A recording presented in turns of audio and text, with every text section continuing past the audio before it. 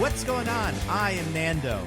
And I'm DJ. And I'm Diggins. Oh! And this is Mostly Nitpicking, a podcast where every week we pick apart a piece of pop culture by looking exclusively at the details. Woo! Spooky ghosts. And you know what kind of ghosts these are? They're internet podcast ghosts, the most dangerous kind. The ghosts that know how to use the computers. Yeah, they'll possess you and make you do weird things. Yeah. Only one weird thing, really. But like in different ways, and in ways that are like different enough from each other that you're like, what are you getting at, Ghost? What do you want from me? Ghost is kind of all over the place. I get it, you know. You're like, oh, they're all online now. Okay, cool. Let me go do it, and you kind of have to work with it, you know, kind of on the fly. So I don't blame the Ghost. But this is week we're going to talk about Unfriended. It is a very relevant movie for a couple of reasons. First of all, it is a horror movie in theory, and it is Halloween in a couple of days, in a single of day, really. Yeah. It's no longer Halloween by the time you're listening to this, so this whole theme that we're doing so far doesn't really make sense. We could put it out on Halloween. It's not impossible. We could edit this tonight and then have it out on Halloween itself. I'm not the one who edits, so if you want to commit to that, be my guest. You know what? Commitment made. Let's go. All right. So either you're listening to this on Halloween, the day that it came out, or at least you are aware that you could have, or tweet at Zippy by Day. Oh, no. Something, I don't know. Horrible. Not horrible. Tell me you're gonna kill me in one of the ways they do it in Unfriended. Tweet him. Oh God, what are some of the stupid things they like send each other? Tweet at him some like really dumb "Never Have I Ever" prompts. Yeah, oh, yeah. God. Tweet him a countdown. Just keep tweeting like 30, 29, 27. And if you're like, how am I supposed to like know what the next number should be? Don't worry about that part. Yeah, that's on us. It doesn't really matter. So it could be any okay. number. So it is. So we're talking about a movie that is a horror movie, like I said in theory. So it's Halloween. It is also the original-ish, socially distanced horror movie. Right? How did they know? That was before we had the new socially distanced horror movie that is coming out sometime in early next year, I guess. Michael Bay, Pandemic is actually the Purge movie. Well, maybe the virus isn't the villain. Maybe it's the people. So that's It's only fun. produced by Michael Bay, to be fair. Oh, really? Yeah, it's not directed by him. Well, his name's on it. Yeah, so. I'm gonna pretend it is for the purposes of hating him for doing this. I mean, he deserves all of the criticism anybody involved with this movie gets, except maybe Bradley Whitford and Jennifer Connelly. Hold on. I will not tolerate criticism of Craig Peter T. Stormare. Robinson. Who's that? Which guy is he? He's the weird. I'm not sure if he's supposed to literally exist. Not guy outside of the door who's like, you got to let us in, who speaks with a weird accent because he's Swedish and that's how Peter Stormare talks. Yeah, what other stuff is he from? I recognized him, but I haven't put it together yet. Oh, he's in a lot of things. Trying to think stuff you would know. There's something that I know him from. He was in a movie we did. Yeah, I recall. I'm trying to remember real which shitty one too. I think it was the second it's Bad Boys 2. He's the Russian guy in Bad Boys 2. Oh, sure. Yeah. Dude. Yeah, Nice. no, he pops up all over the place. He's one of those kind of, I don't want to say like character actors, but he's one of those guys. Oh, he's a character actor. He's definitely a character actor. Yeah, apparently he's in Destiny 2 as well. He's a character named Arak Jalal. Who is that? I know, man. You're the Destiny 2 players here. That game was boring. I've never... Really? That's what they say. Was he the actor? He's also in John Wick 2. That's what I was going to say. Yeah, he's the guy. Is he the dad? Or no, yeah, he's the... Yes, I think he is the dad. Wouldn't he have to be in John Wick 1 then? Oh, no. He's the guy at the start of John Wick 2 who's related to them. Okay, who yeah, John Wick is getting his car back from. Yeah. What's the name of this guy? Peter Stormare. Yeah. Peter Stormare. I mean, he's one of those, like, he pops up in some things. He was in Arrow. He was Count Vertigo in the Arrow show. He's in the original. So this character was also in Destiny 1, so I should know who this is too. 22 Jump Street. He voices the Viking vampire in the Castlevania show. He's Mr. Freeze on some version of Justice League, but not one that I watched. Oh, I know this guy. This is like a random no one character. Okay. How dare you? How dare you insult Peter is. Stormare? He's just super... He's a nobody in Destiny.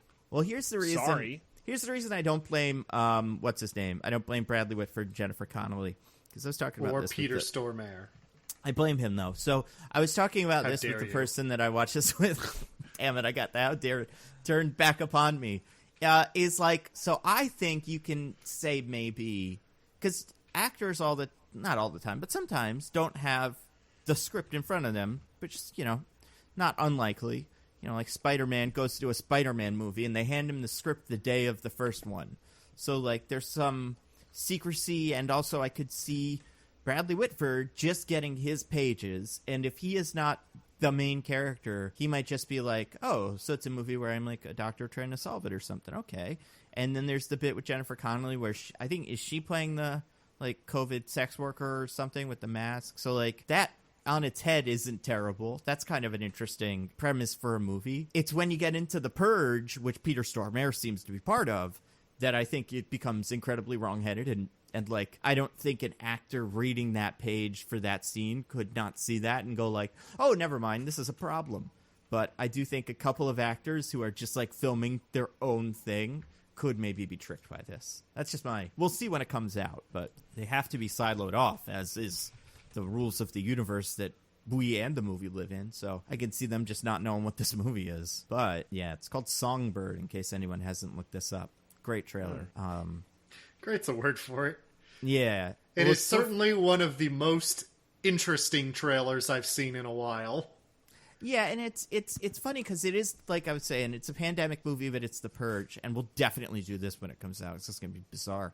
But it's about COVID, but not COVID-19, the one we have now. COVID-23. Oh. Yeah.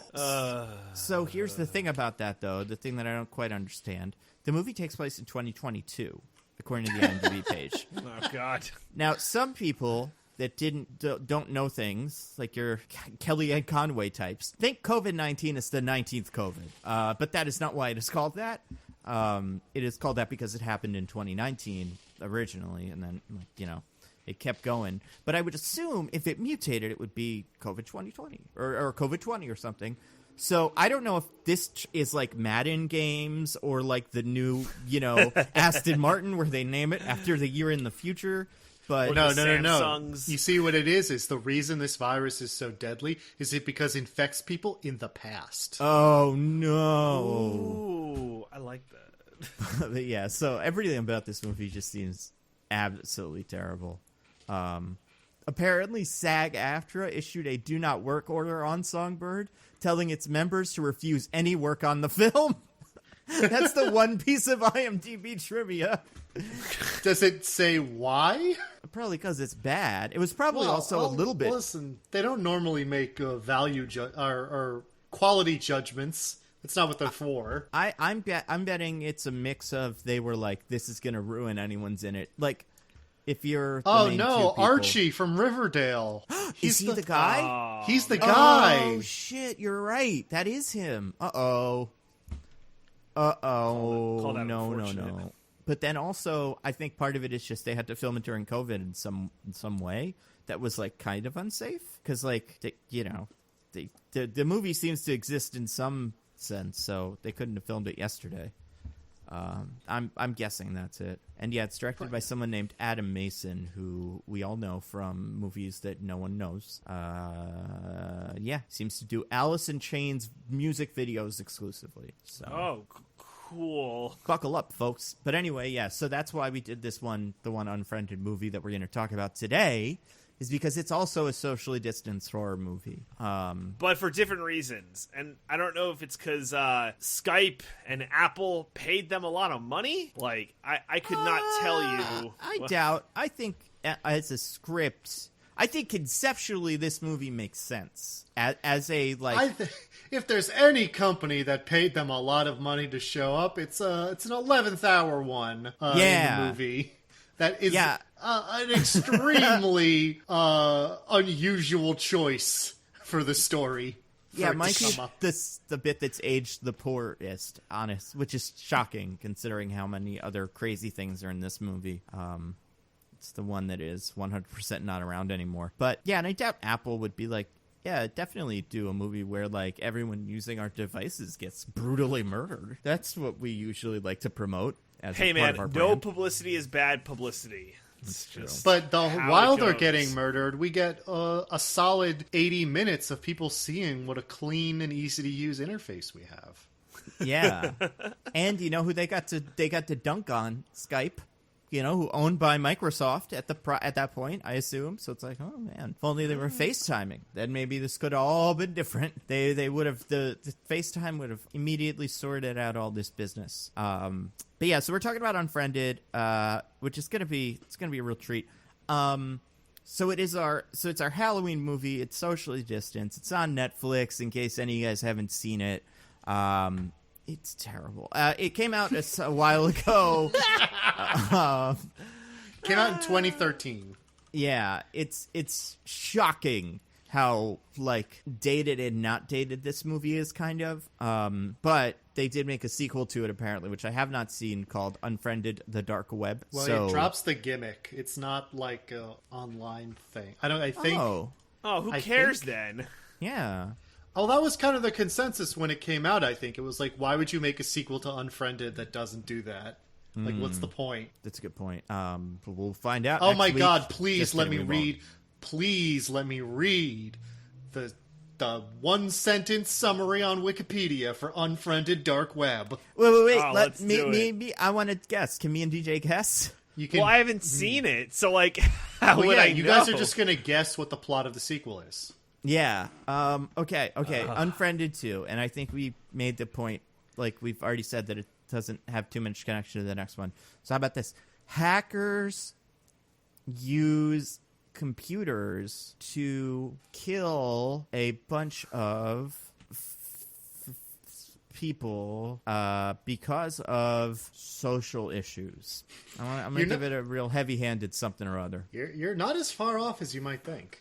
Oh, DJ, you got anything? I was gonna get something totally different. I'm just gonna pretend Diggins didn't say that. Yeah. Teen gets kidnapped and is forced to break free before sold into sex trafficking. Ooh. If you kind of combine the two of you, you're almost right. What is it? The film follows a group of friends who find a laptop that has access to the dark web, only to realize they are being watched by the original owners, a group of cyber criminal hackers. Uh-oh. Should they just not use the laptop? Did they put it away? You're like, I guess we're done with this laptop. I guess we'll have to watch the movie to find out. Yeah. So wait, it's in no way related to this movie whatsoever, yet it's a sequel. Yeah, it's a Hollow Man 2 type situation. You know? All right. I mean, I'll take it. Yeah. I from where we go in this movie, they leave very few threads left unpulled. We kind of, I can't imagine what I guess there's one character who could have to obsess over whatever the fuck happened to them for a minute in this movie. But besides that, I can't see where this would go. This movie, man. So it's really weird. I don't even know where to start with this. Besides, I guess we can do like the IMDb summary thing. But like, DJ, where did you hear about this movie, or like, why was this in your brain?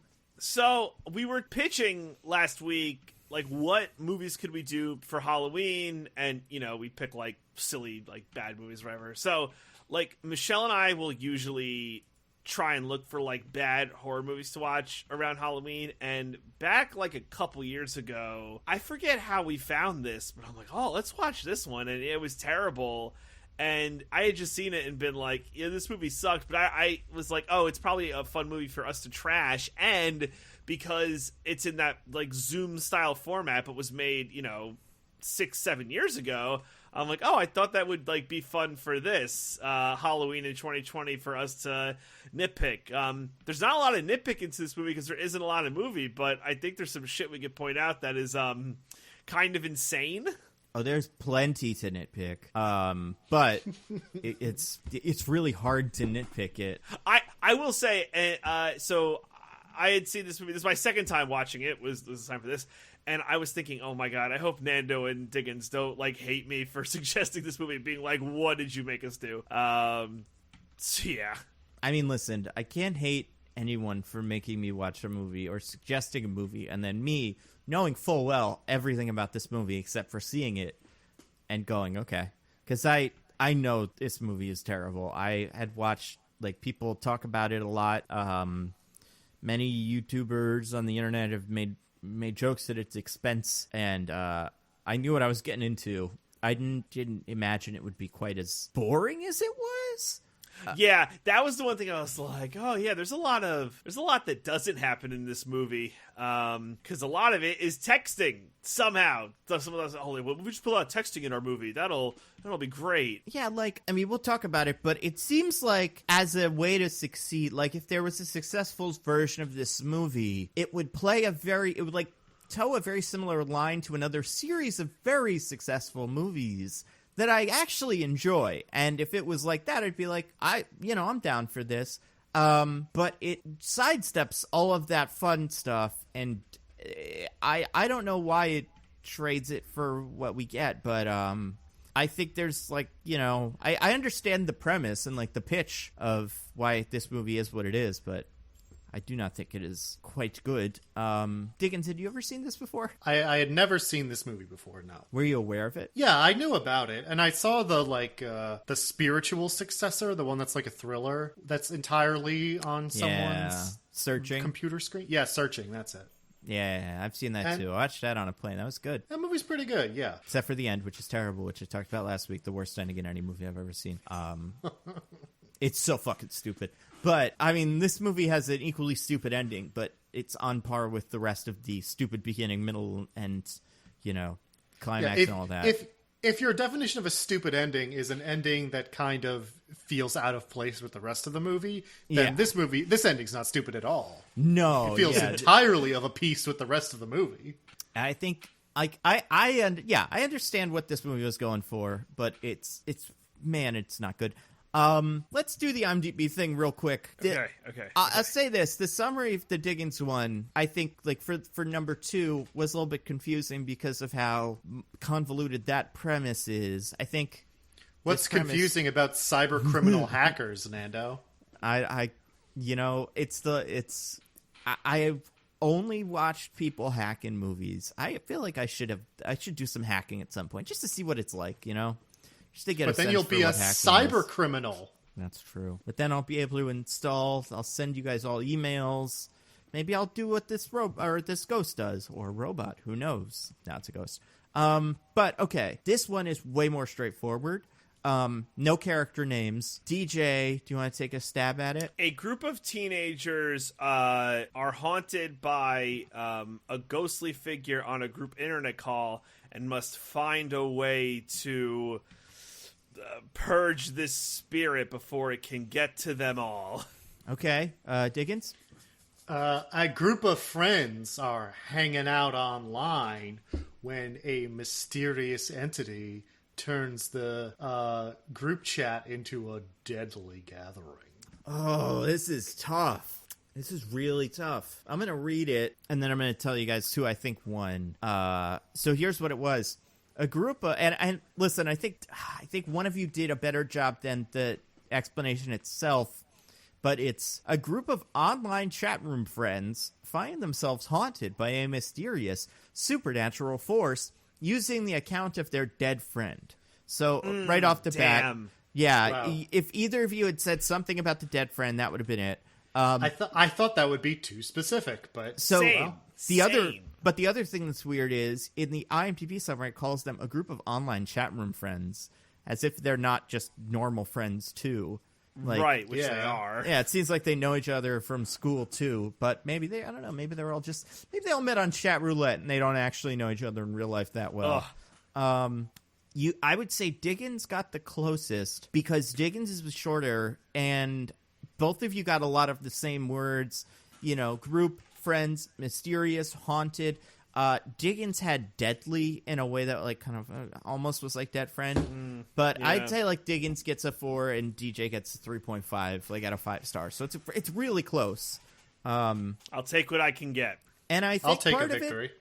part of it's just this is on paper it works, as like a premise, as a like this is what it is. Can I say? Kind of hate this movie, but no, I'm not surprised. But But not because I think it's particularly bad. Oh, why do you hate it? There's just something about everything this movie's story does that I find really, really grating. yeah, I agree, but I think it is bad. I think execution-wise, it also sucks. I think almost everything about this movie, to me, I did not like. There's two things about it that make me hate it. One of them is not a hot take, and the other one could be considered a hot take. Okay. Well, do you want to save those for when they come up, or do you want to throw them out right now? We can kind of work with them. I'm going to throw out the non-controversial one, because I think it's really not a surprise, which is that everyone in this movie's a fucking asshole. Oh, Yeah, they're all horrible people. Like, absolutely. everyone. I am not excluding the ghost. The ghost fucking sucks too. The ghost is the worst. Like, the ghost... the whole thing, man, if you ever wanted a reason to hate kids, like, this movie does seem to forget the rule of horror movies where you have to have a couple of kind of sympathetic characters, and then you kind of whittle the group down to just them. And by the time you get down to the core 3 members of the group, you're like, I fucking hate all these guys. They all have some sort of, villainous flaw, something they did. They're all bad, and because of that, you're like, well, there's no way they're gonna be fine. Like, there's no way they're gonna make it out of this okay, because the ghost is getting damaged or getting revenge on the bad ones, and they're all the bad ones. Yeah. Or if you're not going to make any of your characters sympathetic, or they're all involved in something that makes them bad people or whatever, your typical I know what you did last summer kind of vibe. Yeah. Then your killer has to be either cool or sympathetic. One of those two things. And this one is neither. Yeah, I do think, I think there's a lot of problems with this movie. I think characterization is definitely one of them. And I think it's so funny because it never has a movie had more opportunity for characterization. To just slip in some quick little thing of like, hey, here's why this character is nice. Or here's something that this character is thinking about that we don't have to express too much to the group. But like if the main girl, and God, the names, the name girl, Laura is Laura's the the ghost. Blair's yeah. the main girl. Yeah. Sorry, I guess they're order of appearance. But yeah, if Blair had some page open at some point about, counseling or something, and you're like, oh, this is a tough situation for her. There's never anything like that. They're all just so bad, and they all lie to each other. And I think because of that, they all just scream at each other for the whole movie. And that true. also fucking sucks.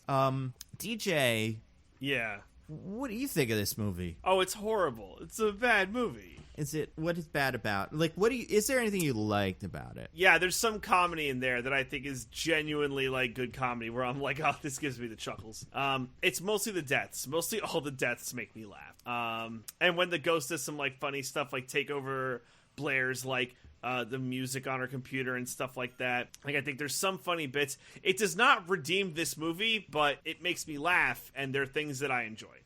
Like, that's as far as that shit goes. But in general, I think it's bad. I think it's boring. I think that it spends like way too much time with just these, the whole action stops for like Blair to message, like her boyfriend Mitch. It's like all the action will just stop for that. It's like they're not even talking in the background. You'll just hear something like, whoa, wait, and it's paced poorly. It's not suspenseful or like scary. It's not particularly gory. This is a Blumhouse joint, right? So this is like bad Blumhouse. Like, not good bad Blumhouse. Like, The Hunt was kind of like good. Disagree. Well, I know, we've been over that. We've already been through this, but yeah. I think The Hunt bad. delivers on some bits of its premise in a way that is far more successful than this, where it's like... I will accept that formulation. That's, I'd say, this movie's biggest problem, and I think the problem that a lot of the really bad Blumhouse movies fall into is it's like they do like a movie like The Hunt where, you know, you get a couple scenes out of it and you're like, oh yeah, that was fun, and she killed those people in the supermarket, or not the supermarket, but like the corner store, and that was like a, you know, kind of silly scene. But then you get the other Blumhouse movies that are like Fantasy Island or Truth or Dare or whatever, and it's just like they're a very generic, really bad horror movie wrapped up in some weird little premise. And when you take the premise away, there's nothing special about it. And then you're just like, okay, well, what am I watching? I'm watching boring characters do dumb things, and then they all die. And yeah, I don't know. I think like...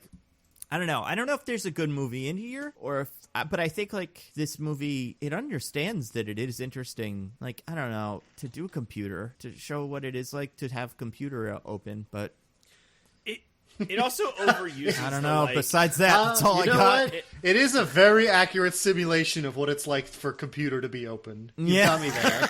Like I was watching, I was like, oh yeah.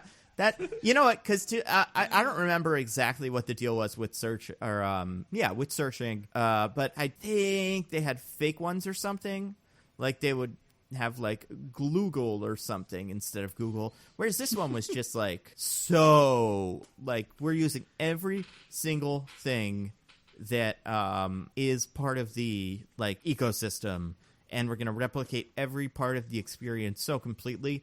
Then in that sense, you're kind of like, oh, yeah, this is a little interesting, but they do nothing interesting with it. So I will say, I think they overuse like the bad connection tropes where it's like they're screaming and then it's like, oh, blurry pixelated picture. It's like, you don't need all this. Like this is... but do you know... These kids seem like they're rich and probably have awesome Wi-Fi. Like, stop it. Do you know why they did that? Why? Okay. So for people that don't completely understand what we're talking about, this movie is all, like, might as well all be a screen cap that is over the course of an hour and 10 minutes or whatever, 70 minutes in real time. It is meant to look like we are literally just staring at the screen of the main character's computer the whole time. And, like, she goes on, you know, Facebook and chats on Skype and all kinds of stuff, and that's parts where she has to, like, delete programs and whatever. Which means all of the performances we get from the movie are an actor in their room alone in a Skype window. Now, you probably say, that's, you know, sure, simple enough. But what they ended up doing was to make this movie, they spent a week and maybe even 2 weeks, somewhere between like a week and 2 weeks, just shooting the movie over and over and over and over and over again. And then they cut together all the bits they liked of performances. So like, let's say Blair, any one of them, who cares? One of the characters, Val, has a good performance in one scene, and then and then like the same scene later on, good performance but different take. So they splice them together. And that's what all the screen blanky outy is a way to... Seriously? Yes. God. And the fun part is, sometimes it's so bad that it's like, well, okay, so I guess they got up, changed their hair, moved all the curtains behind them, and changed the orientation of the computer, all in the time of a half of a second.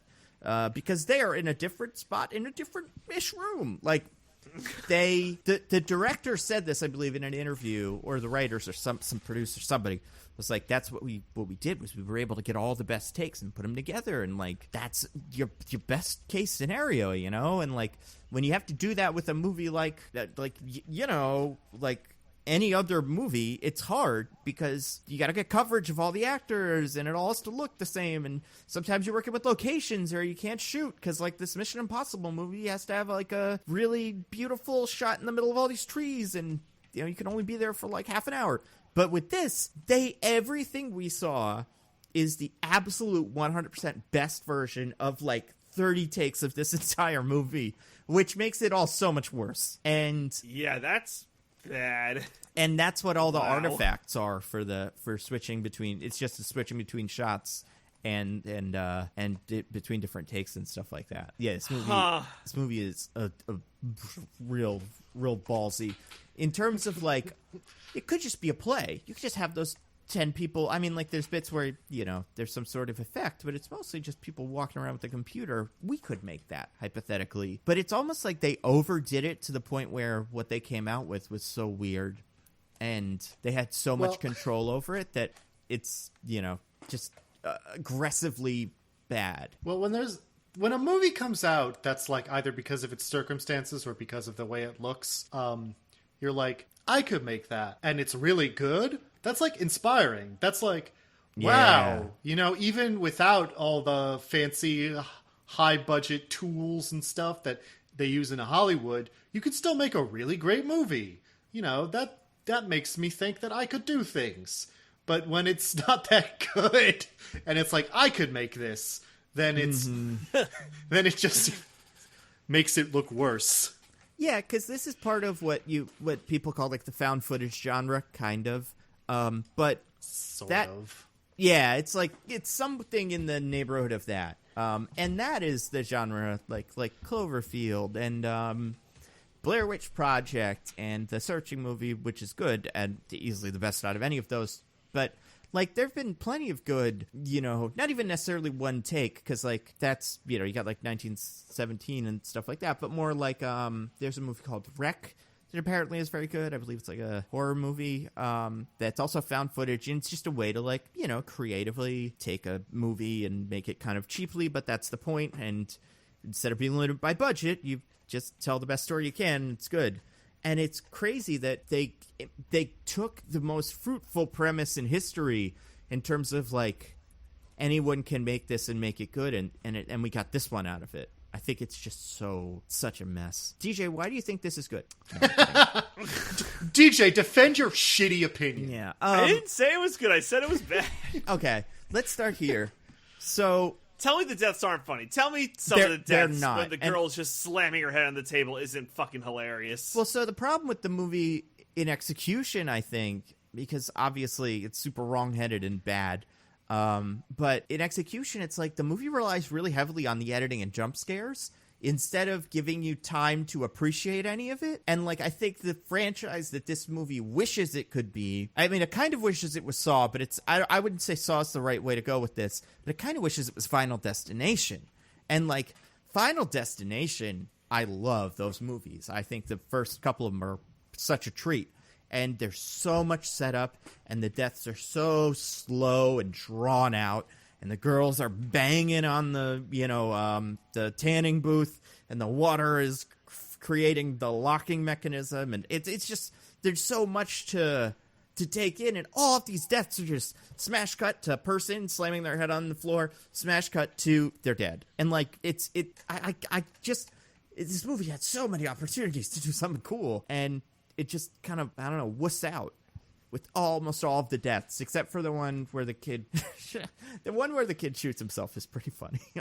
I'll give it that. That one did get a genuine laugh out of me. But also, like, the logic of this universe is so stupid that it's not interesting, because at least with, like, Final Destination, at a certain point, the characters figure it out, and they're like, okay, so we all can't die, and we can't leave we're going to die in this order, and this is the way that I'm kind of foreseeing your death, so don't get anywhere near that thing. And then they try to do that, but then they fail.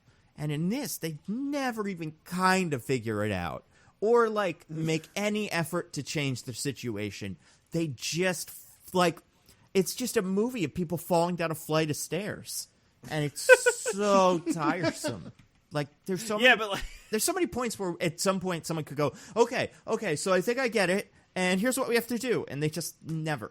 Yeah, like, even though at the very end, the thing with the piece of paper, I'm like, I solved that puzzle very quickly. Yeah. Just say what's on the piece of paper. Yeah. Or just, like, fucking don't show the paper. Like, yeah.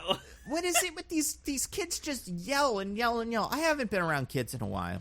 And I guess you're supposed to be like, what, like 17, 18 years old. They're in high school, but they're going to like drinking parties. So like she mentions prom, so they're probably seniors. That's right. Yeah. So listen, this is part of my point. Everyone in this movie's a fucking asshole. But also like they can't put aside their bullshit for even 1 second. Well, that and they're all Mustafa from Austin Powers, where it's like, Jennifer, why did you kill my friend? I didn't kill your friend. Why did you kill my friend? I didn't kill your friend. Why did you kill my friend? Because I'm a bad person who was drunk. And like, it's just like so hard to think like, okay, well, you guys are taking it seriously now because you've started to come up with some sort of plan. It's just like I can't imagine the ghost could have believed her luck when they all just kept cracking under this insanely small amount of pressure. Where it's like, if you leave the chat, you die. And they're all like, I want to leave so badly. And it's like, I don't know, man. The ticking clock doesn't come until like the third act. No, the fucking piece of paper is the worst one because they're like having trust issues because it's revealed that she cheated on him. And fucking spoilers for this movie. Who gives a shit? Oh, whatever. It doesn't matter. And he's like, I don't know how I can trust you. And she's, did it ever happen again? And he answers, whatever. And then she's like, okay, but I still can't trust you unless you tell me what's on the paper. And I'm like, the fucking ghost who's playing games with our lives and killing people gave me this piece of paper, and I'm telling you that you don't want me to tell you what's on it. It would be bad, this paper that was given to me by the murder ghost. And he's like, I can't trust you if you don't tell me. I'm leaving. I'm leaving, even though the murder ghost said she'll kill me if I leave. And also, I can't just fucking trust you for 2 seconds to seriously mean that it would be bad if I saw this paper that is also from the murder ghost. Well, and like, so the thing with the paper is, and I thought this was funny when it happened in the movie, because I was like, when it does all fall apart, you're like, man, they had all the information the whole time. Like, when the paper prints out and the first guy, the the third party, when he gets the paper, the cheat object. Yes, exactly. When that character gets the paper, he's like, I got a paper. The cheat receptacle? The cheaticle? Or like, he's the vehicle of cheat. He is not the cheaty or the cheater, but he is like the third, I don't know. But yes, when the triangle man... The cheathead? What's up? The cheathead? I don't know. Well, he is not cheathead. No. He is the... he is a mechanism. He's the cheatonism. He's like a... I don't know. He's a plot... They're all plot devices. But when he shows up and he's like, I got a paper. And the girl's like, what's it say? And he's like, he isn't like, I can't tell you. He's like, I can't tell you. Because that's part of it. Like, the rules of the paper... And you're kind of like, oh, they get it. They understand that there are rules that this ghost... But also, like, the ghost is so omnipotent and also, like, doesn't seem to have enough of a vision that it's like... It's not like Saw or Final Destination, where there is an end game that the ghost is after, and it's like, well, if we can subvert this thing and this thing, maybe we can all get out alive. It's just like, well, we'll all die, and we all will in the order the ghost wants, because...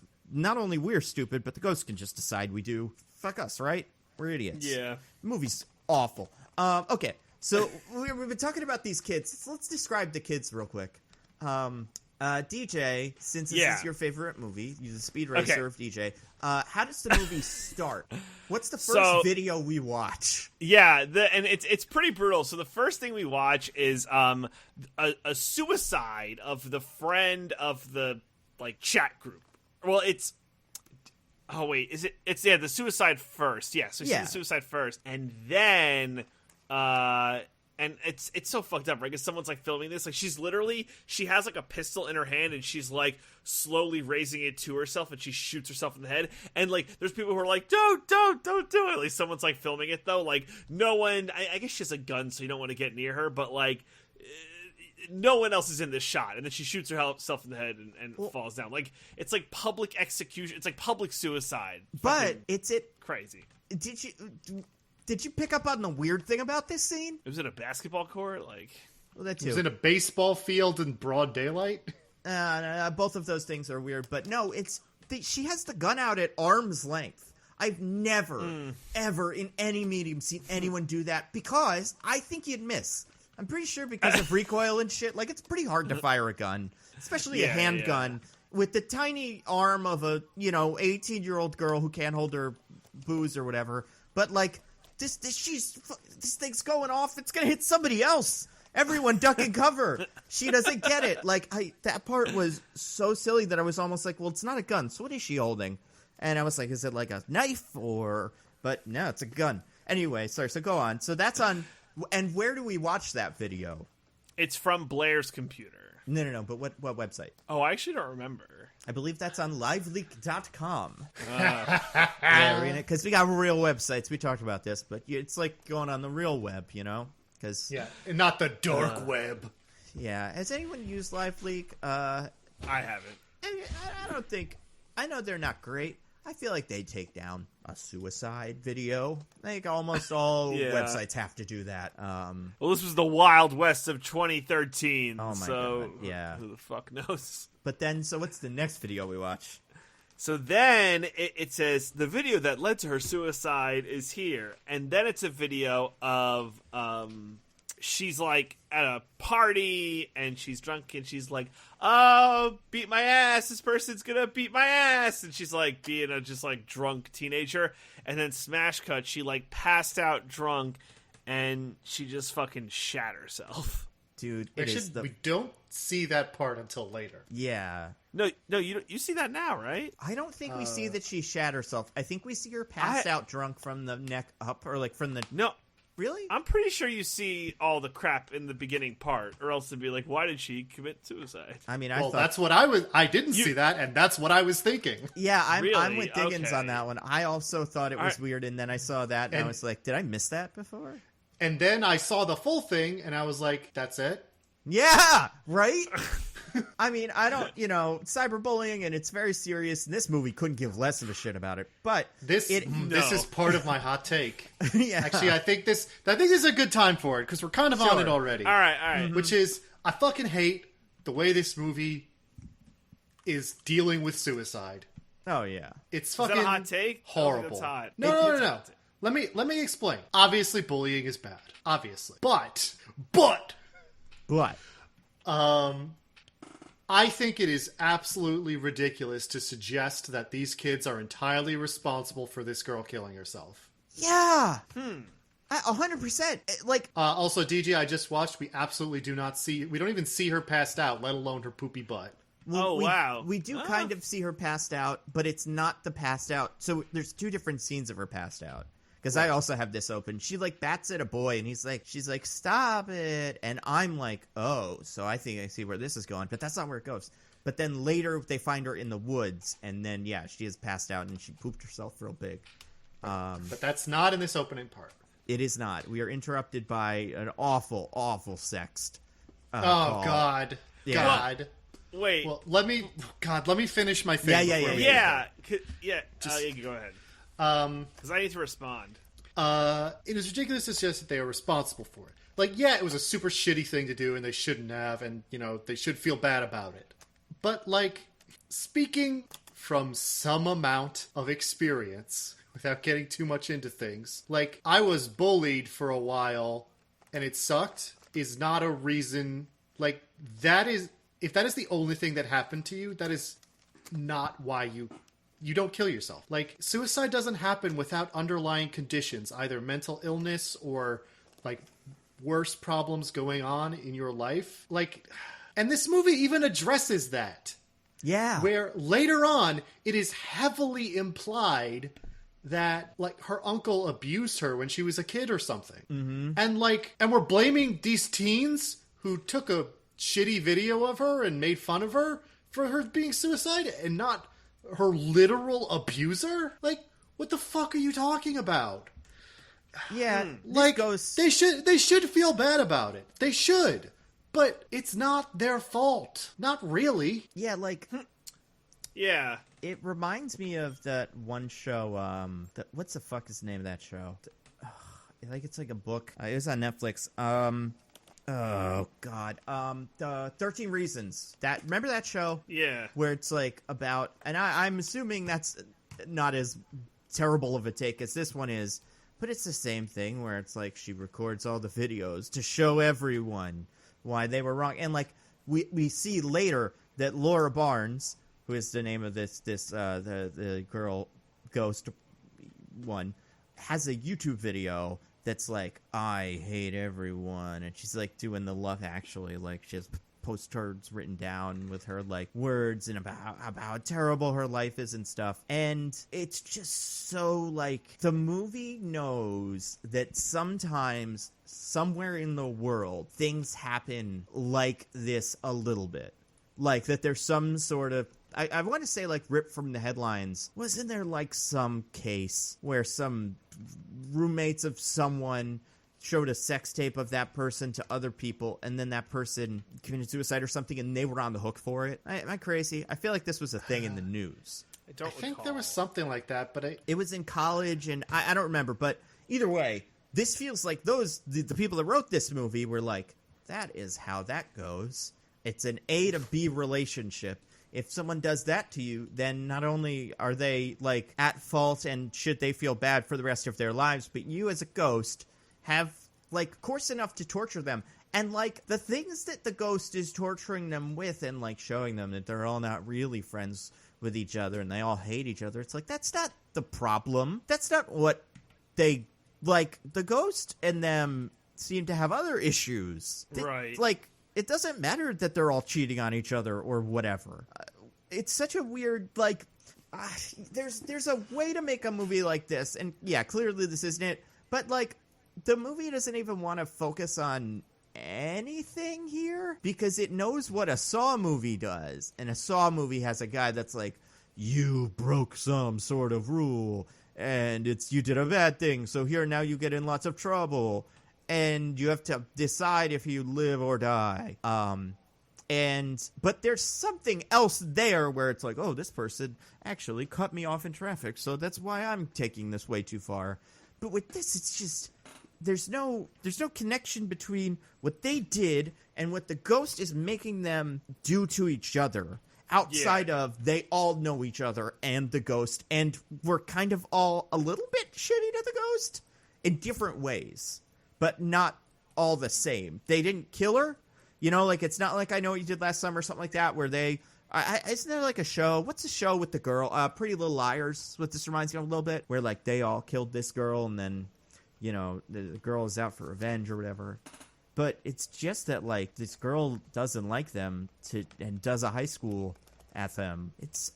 this movie sucks. So I have a question. Yes. So I agree that with everything you said, like Diggins, that the suicide link is just horrible.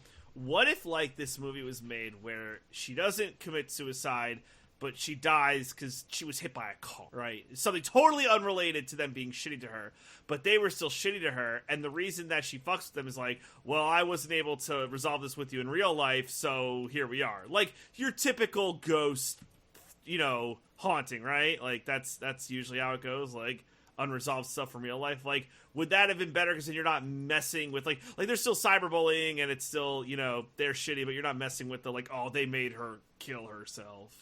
I mean, yeah, that would be less. That would make me less angry about. It's just the way we talk about suicide is so bad. Yeah, we're not really good with the whole mental health thing as like as a culture or society. I mean, do you think the people making this movie were like, I think we got it? Like, oh, fuck yeah. We are going to change some minds here.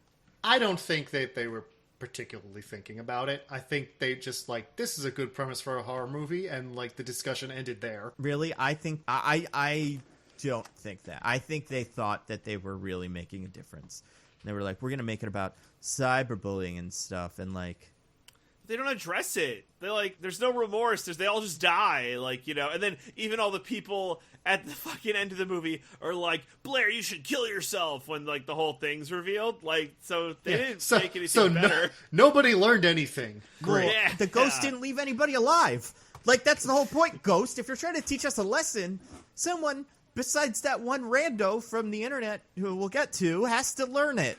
And otherwise, this whole morality thing doesn't make any sense. And yeah, I think the biggest problem with this movie, besides all the characters and the execution, is the ghost doesn't have any sort of driving thing, a deal or a goal or the incident itself doesn't really work. Because, yeah, these kids posted a video on YouTube, where it says, "Kill yourself, Laura." And that's just the title of the movie. That's all it is. And it's her being drunk and acting all, silly at a party, and she poops her pants. That's the whole thing. I figured at some point one of them was going to, do something really terrible to her, but I don't think they do.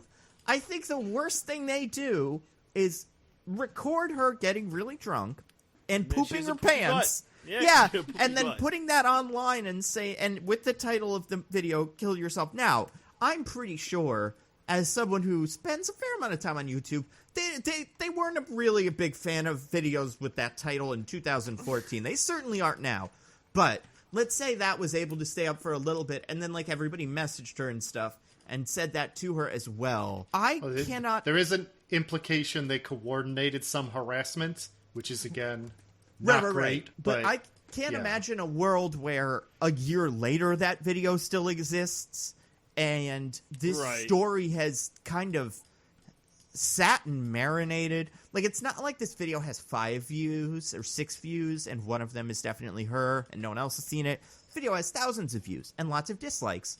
And, what is it then? What are people, what do people think happened? The girl put out a video, a 13 Reasons Why video, where she, said, "Oh, you guys all bullied me and stuff." So I feel like, if anything, these kids have been failed by their parents and the rest of the system. The fact that they were able to just keep going after this, and they all feel a little bad about it, but don't seem to have grown at all, or none of them have, there's no indication that this has affected them outside of just how weird that week was. It's so fucking weird. This movie's, ugh. Okay. So girl, so poopy butt. Yeah, that's the whole movie. Yeah, is about a girl who poops herself. The weirdest part to me is the final reveal before she kills the final girl. Oh my god. Is the reveal that final girl is the one who took the video, but specifically is not the one who released it to the public. Yeah. So basically, we're meant to think that the ultimate sin, the ultimate betrayal that proves that she's a bad person is her friend got drunk and pooped herself, and she took a video about it because she thought it was funny and didn't send it to people. Didn't do anything with it. Just made an embarrassing video of her friend. She probably That's gave it to Mitch to post, right? Because Mitch posted it, right? Well, we don't know that she gave it to him to post, but she did give it to him. I think she shared it with the group, and that's those guys plus the other 6th girl. But even going by the movie's logic, sharing it with the public is the part that should be the worst, not that you took the video. What teenager is out here not taking a video when their friend poops themselves at a party? Yeah.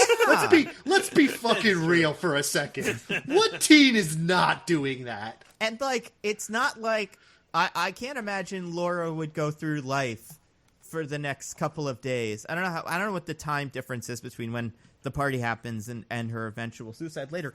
I can't imagine Laura would go through life and be the whispering would happen. Everyone would know this happened. This would be front page news in school with or without the video. Word's getting around. I guess it's a little worse if they can see it. But, you would assume there's a point where someone does something to her that gets her to that situation, and that person is the real villain or something. But they don't really do that either. It just seems like she had a rough night, and everyone else reacted the way you'd expect.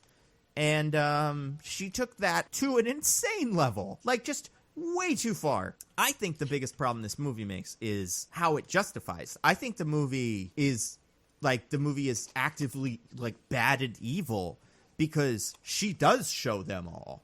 I don't even know. 13 Reasons Why, I think over a season or two kind of had to figure itself out and be maybe we didn't do this quite right. But this movie is about a girl who gets mildly bullied, kind of. I mean, people say things that you shouldn't say, but not to be clear, some of these kids are real fucking horrible people. Yeah, but not for things that have anything to do with this specific incident. Right. She's not being cheated on by someone that is cheating with someone else or anything like that.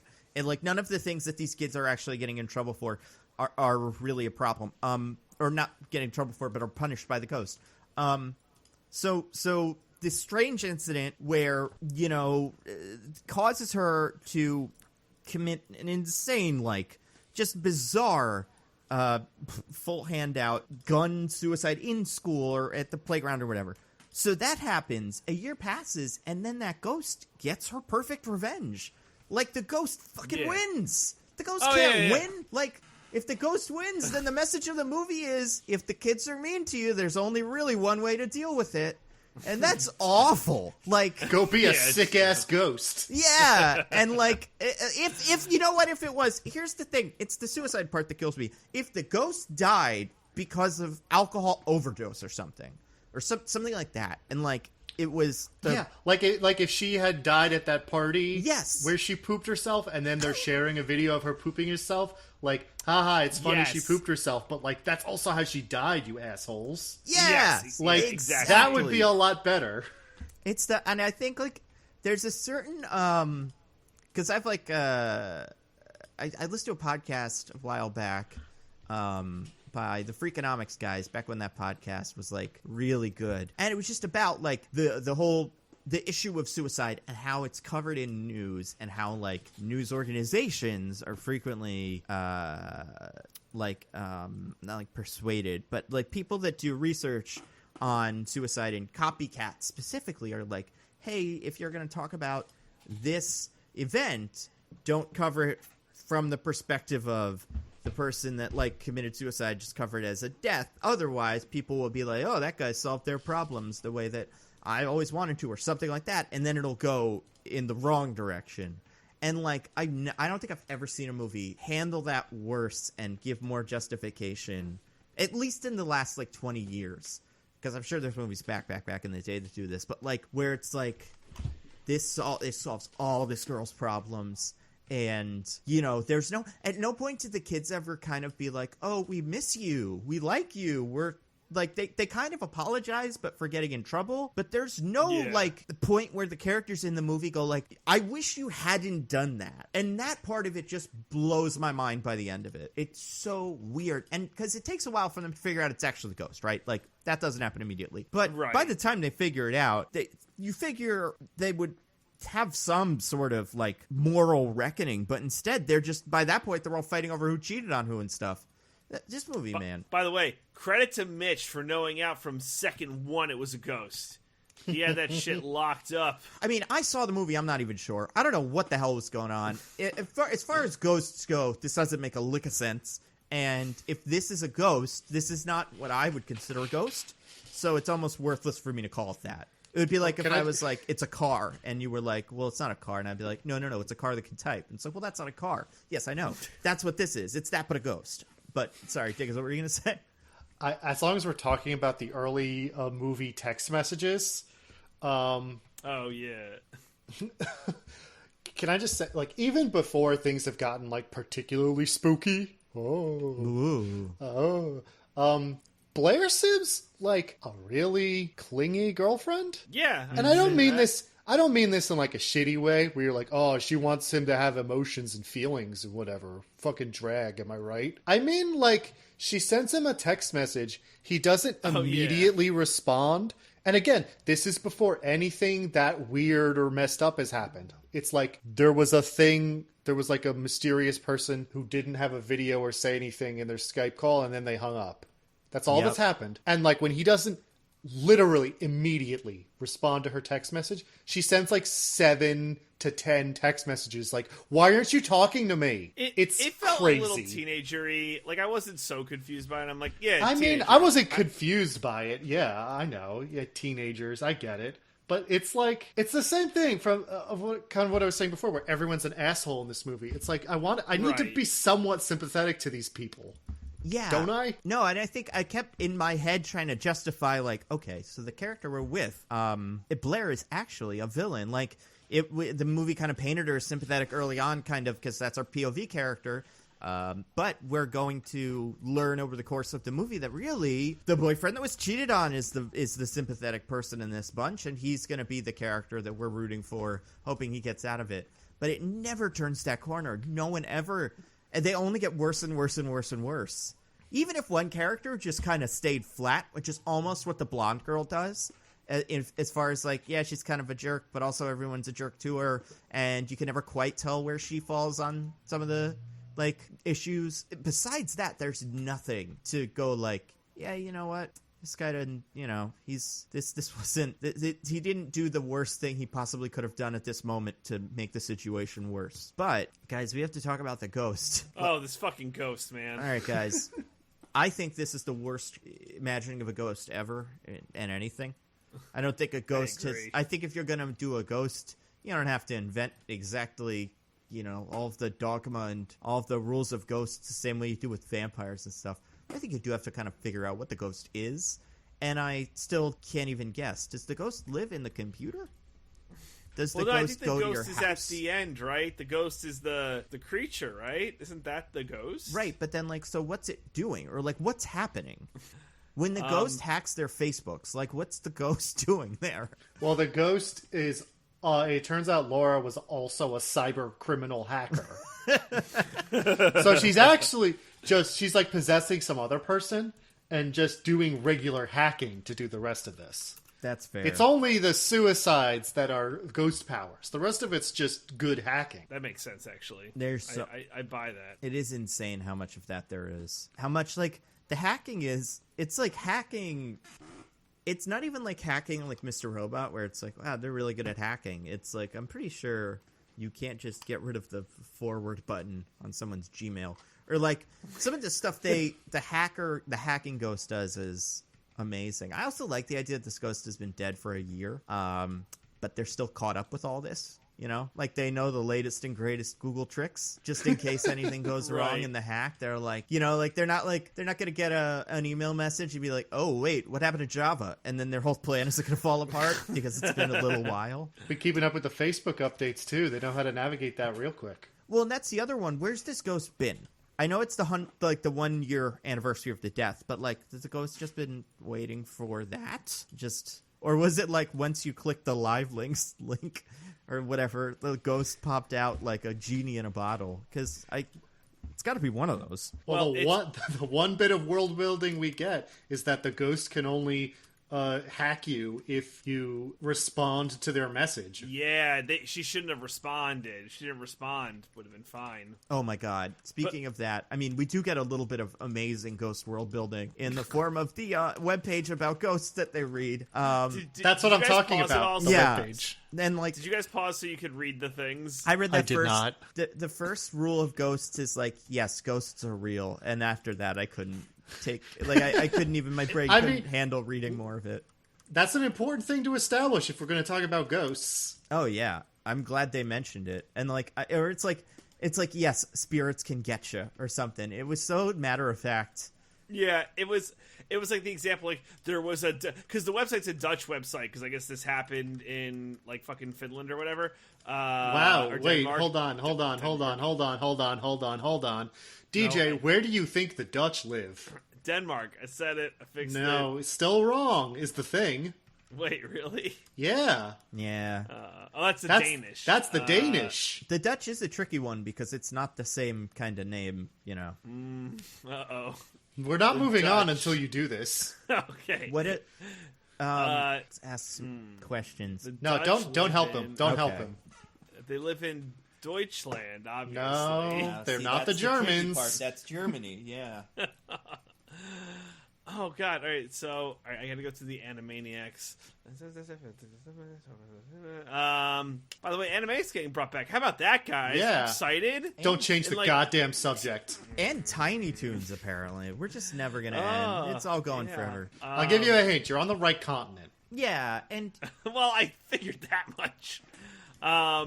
Fuck. I'll give you another hint. It's a country you know. It's not like Flamslenberg or something under the, It's like it's one of the countries. Why am I blanking? Oh my god, this is horrible for our listening audience. No, I'm sure they're loving this.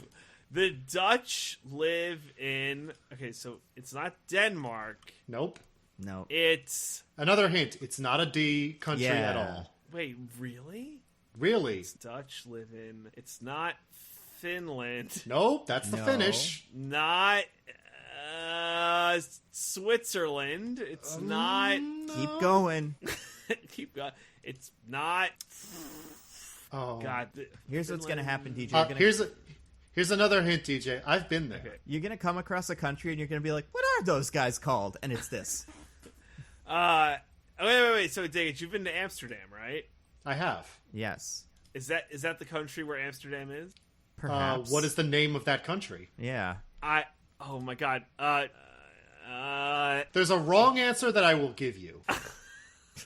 What's the Wait. wrong answer? Wait. Oh, If he says God. it, I'll say. Okay. Is it Amsterdam? He's in. Oh, I think I know what your wrong answer is, but It's There's a right answer and there's a wrong answer I will give you. Copenhagen's in my head. That's in Denmark. Oh god. You're not gonna let me out, are you guys? No! I mean, answer the goddamn question! You're circling it, DJ. You're so close. Countries, you're in the right, you know. You've thought of the country. It is the country where Amsterdam is. You just have to tell me the name. Okay, Diggins. Okay, you went to... It's not a D... What the hell? There is a more commonly known wrong answer that I will give you. Yeah. Okay, how about this, DJ? Spider-Man goes there at one point in the Spider-Man movie. In Far From Home? Yeah. Oh, God. And it's funny because of that. Oh, my God. Give me a letter. They're known for their windmills. Oh, God. Their football Clogs. team is orange. Yes.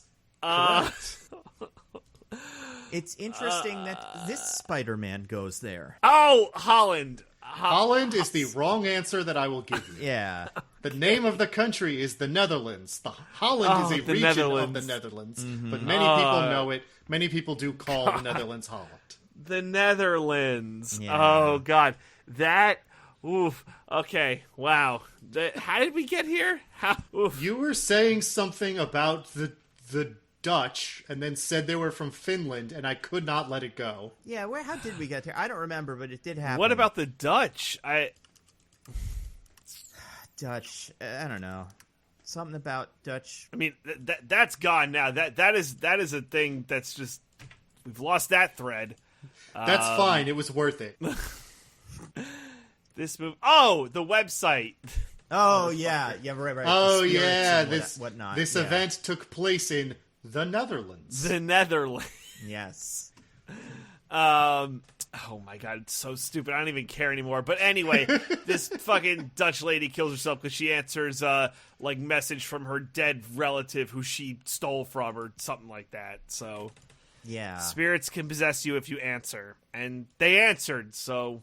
And I think the problem is, one of them, is that there's like too many rules that the ghost follows and doesn't follow, that it's like, the ghost, it seems like this ghost, this Laura character, was a big fan of a lot of these movies, and had a free reign in terms of like what her ghost could and couldn't do. So it's like, yeah, a little bit of The Ring, a little bit of Grudge, a little bit of Saw, a little bit of Final Destination, and like, we'll just do whatever one is kind of popular and makes sense at every given moment. But it's not like you really have to pick one. Otherwise, there's nowhere for the movie to go, especially if the characters all suck. Because you can get away with the movie like a Saw movie or a Final Destination movie, where at least the characters aren't that exciting, but the deaths are fun. And they are a set piece all of their own. Whereas you don't have these, so there's no build-up besides the character being like, hey, look at this weapon I brought to the Skype call. All right, well, you want to get back to the Skype call? Yeah, I'm going to shoot the person on this Skype call with my gun. When that guy is pointing his gun at the computer, that's probably the funniest part of the whole movie. I was dying. I still can't get over, because I'd seen the trailer for this movie. before, like I saw it now, and before I heard anybody talk about it. So I did know that at one point in this movie, a child, the largest of the children, puts his hand in a blender. I kept trying to figure when I saw that trailer, where is he in a house where he has access to both a computer with a webcam in 2014 and a blender? And the answer is he is making his famous chili or salsa or something at his table side, like at his computer desk. And he's going to eat it there. So he's brought the blender from the kitchen, I assume, to use it for that. And it's insane. And it's so weird because it's not interesting as a it's not like a Saw thing or Final Destination thing where the means of death has something specific to do with the thing the bad guy did. So it's not like or like Seven where like he poisoned her with the salsa. He gave her the poison salsa, so she's gonna turn him into salsa. It's like just a weird thing that happened in a brainstorming meeting, I would assume. And then they just were like, I guess he's got his classic blender for his salsa. Dude, at that part, I mean, because knife, so it's, the weapons are knife, salsa machine, gun, curling iron, which that one felt the most kind of natural. And what does the other one use? The first Mitch? No, the first girl. What kills the first girl? We don't really see. Blunt force trauma? Yeah, we don't know. So I think it's kind of implied that she like drank detergent or something because there's a big bottle of it next to her the whole time. Sure. Yeah, I was gonna say she is in she's in a laundry room for no reason, as if to explain why she's near bleach or something. But we don't. But the video just like cuts out, and we never see what she actually does. Yeah. Now, when this happens, because the plot of this movie is stupid and doesn't matter, so I really want to try to figure out what's going on with these ghosts. So, all right, let's go through some kills. Bleach Girl, right? Her camera cuts off. Yeah. Her camera cuts off, and they're all having an argument about her or something. And then she shows back up, and something has happened, and she's just, like, sitting there, like, staring at the camera, and you're like, oh, her screen is frozen. But then it's not because stuff is happening in her screen, and, like, she's not listening to them, and, like, oh, my God, what's wrong with her? Did the ghost go into her house and pour the bleach down her throat? I think the implication is the ghost can possess you and use your body to do things like make you kill yourself. Exactly. So I think that would all gel with everything but the last second of the movie, where we see the ghost, or like whatever it is, and it slams the computer closed. Because then I would be like, yeah, I guess the ghost can... it kills me that the ghost can hack your Gmail and whatever. But, like, sure. But, I told you, Laura was just a cyber criminal hacker before she died. Yeah, she had a lot going on. It's also possible that the ghoulish figure or whatever can kill you. Like, can possess you. Like, maybe that's on the table. Maybe that's what everyone saw before they got possessed. So, okay. So then my other question about the rules of how this works is, at one point... the ghost doesn't have a laptop, or maybe it does. And who can say? Well, but then the ghost uses a laptop at one point, or like a webcam. There's a webcam coming from inside one of their rooms. Mm-hmm. When the character opens the closet to look at that, what does he see? A discarded laptop? Whatever it is, he's like really so fascinated by it that he stares at it for like a full minute. But not so disturbed by it that he makes any real reaction to it. Yeah! And, like, I don't know, man. I don't think more rules would have made the movie good, because we've talked about all the more structural flaws. But I think one of the reasons that this fails, and it's not even kind of fun to watch for that reason, is just, the ghost is just whatever it is at that moment, which, is very satisfying.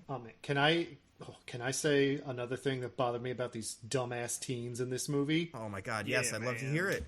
Which is, so a big part of like the early build-up is like, they keep posting, incriminating pictures to the Facebook page or sending messages about how all the other people in the call suck, that they're not really doing, that the ghost is doing for them. And not a single goddamn person this happens to. Like, the first one, yeah, of course you think she uploaded it. Duh. Like, what, there's a ghost? Get out of here. But every single person has this thing happen to them, where there's some message that they supposedly sent, or pictures they supposedly uploaded, that they know they didn't do. And yet, when it happens to someone else, none of them are like, oh, it happened to you too? They're like, why would you do that? I can't believe you. It's like, this just happened to you. Are you serious? Right, and you were watching the other person not do it. Like, you all have videos of each other, right? You're not watching them type or send the pictures, so, like, at a certain point, you kind of have to go, like, well, there's something is happening that isn't us. I think the leap from hacker to ghost is pretty insane, but I guess at some point you have to kind of, but, like, I don't know if I'd ever, as a member of this team, ever accept the ghost idea. I'd always just be like, no, it's someone. One of us is doing this. Or this is a plan, because there's no fucking way the ghost is using our Gmails. And there's no way that the ghost is like typing letters into our chats at the time we are. Like, what the fuck is this? This movie's so stupid. Well, again, Mitch is, I think, they all suck, right? But I think Mitch is the smartest one, because he's the one who says, all right, everyone hands up, and then to, like, see what's going on. And, like, now they're all on the same page. Mm-hmm. Like, he at least gets them to, like, stop yelling at each other for, like, 2 seconds. Now, he does lose it later, but he finds out that his girlfriend was cheating on him with his best friend. So, we can't all be cool cucumbers under those circumstances. So, there you have it. Yeah, I mean, like, That's listen. the way the news goes. That's the way the news goes. They kind of, like, I mean, the whole cheating thing is so annoying because, like, it has nothing to do with this ghost girl, and it shouldn't even be something she cares about or knows. But yeah, it's just a shitty thing that happened. Oh, man. I have a question for you guys. So the ghost shows pictures and video of the act of cheating happening, right? Yep. Yeah. Did the two of them take those pictures and make that video, or did the ghost? Oh, shit. I think from the first picture, I don't think the angle works out that they could have taken it. I don't think physically... The pictures, I think, might exist, because they kind of look like they're selfies that Adam, the cheat receptacle, took. But the video is like...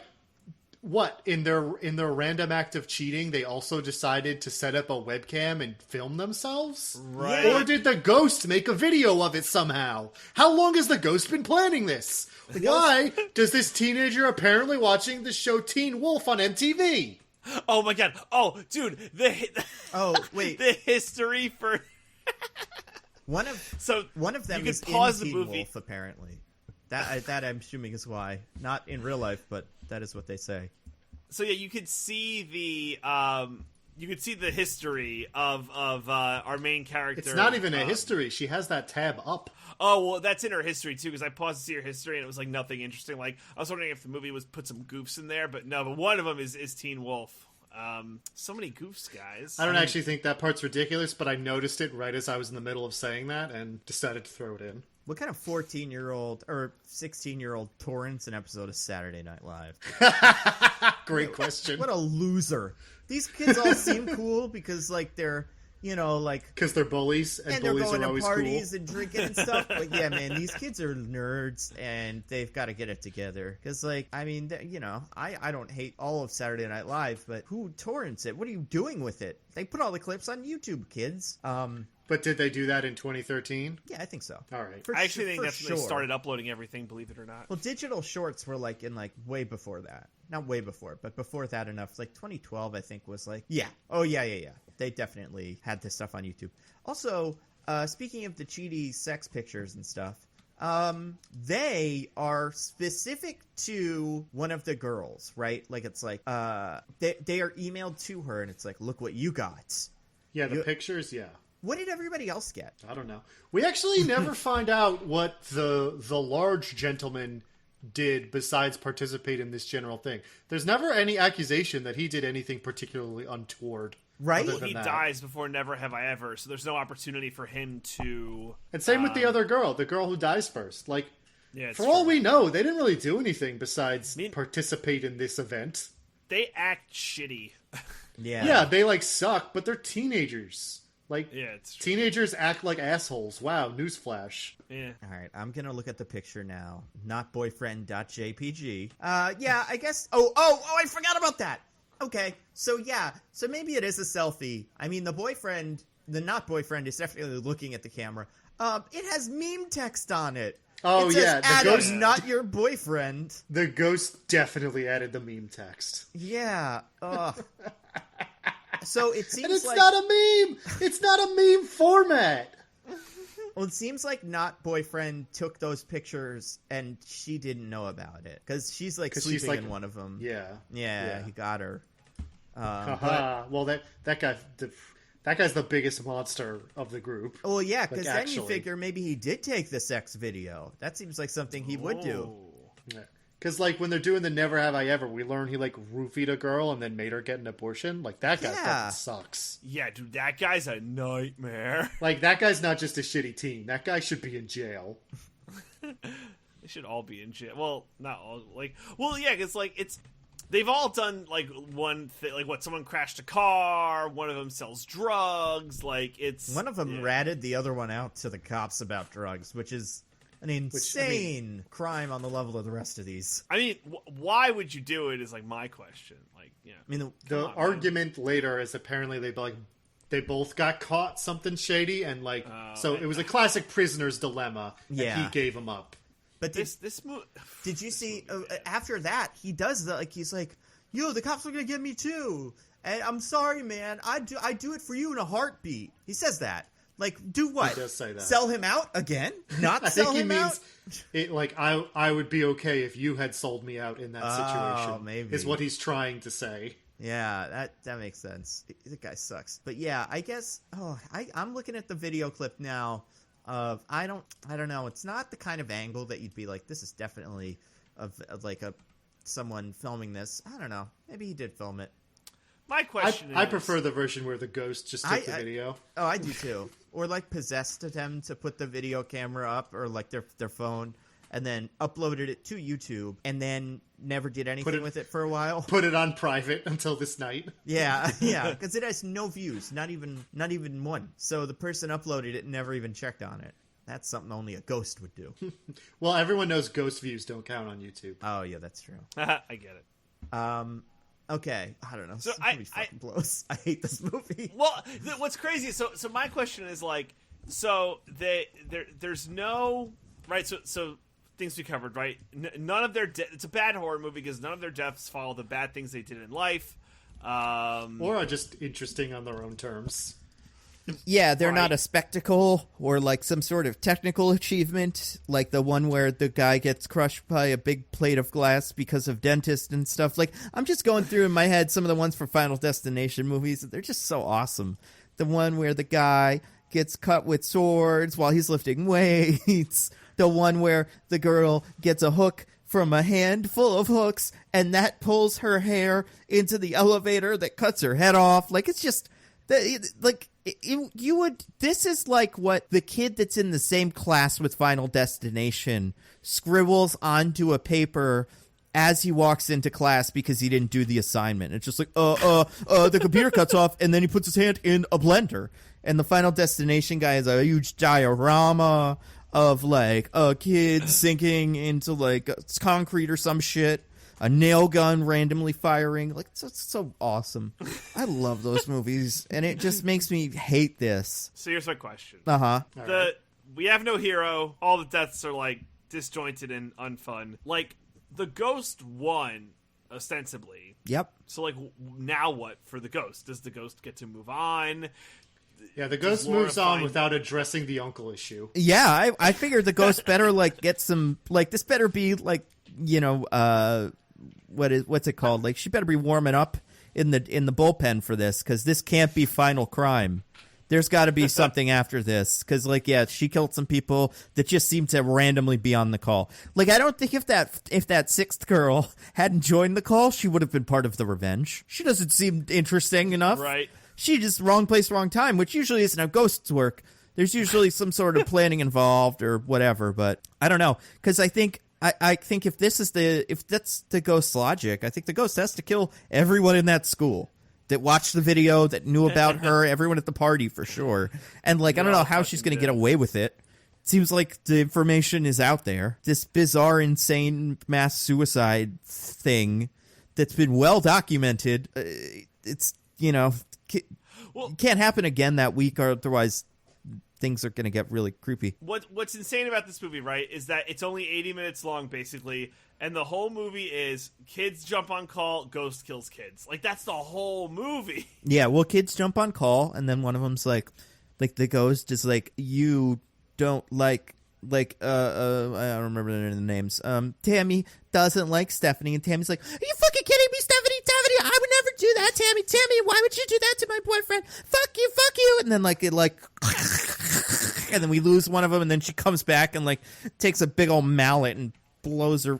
It kills, it's so crosstalk and just people shouting at each other that by the end I forgot what they were all yelling about. A good half of this movie is just a bad podcast where you can't hear anyone because they're shouting over each other. So this podcast. Yeah, pretty much. Yeah, exactly.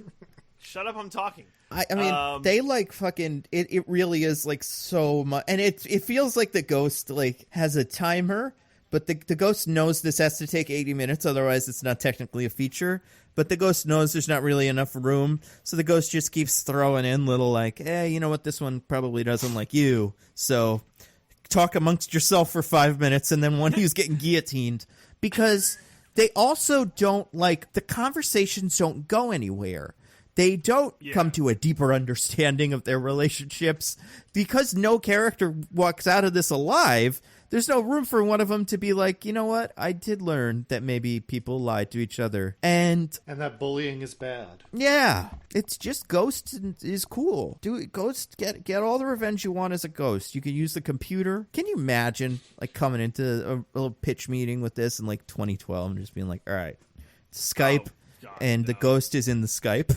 And all the 40, 50-year-olds are just like, that sounds like something. Yeah. Yeah, it makes sense. I think, does that happen now, or is it something that's going to happen in the movie? Is this a true story? I have noticed that those dang kids are always on their dang computers. Yeah. Can you imagine watching this in a movie theater, by the way? Oh my God, no. I was wondering about that because this movie uses jump scares in the most lazy and shitty way possible, where it just has nothing happen and no sound and then editing. Yeah. And I think I've been in enough scary movies. I haven't seen a ton of scary movies in theaters. I don't run out and see them, but when I do see them, they're the good ones. I've seen a handful of bad ones, and what almost always happens, if the audience stops being engaged, somebody in the theater is going to start making fun of the movie in those little dead zone spaces and start being and that's why, it's someone behind you and stuff like that.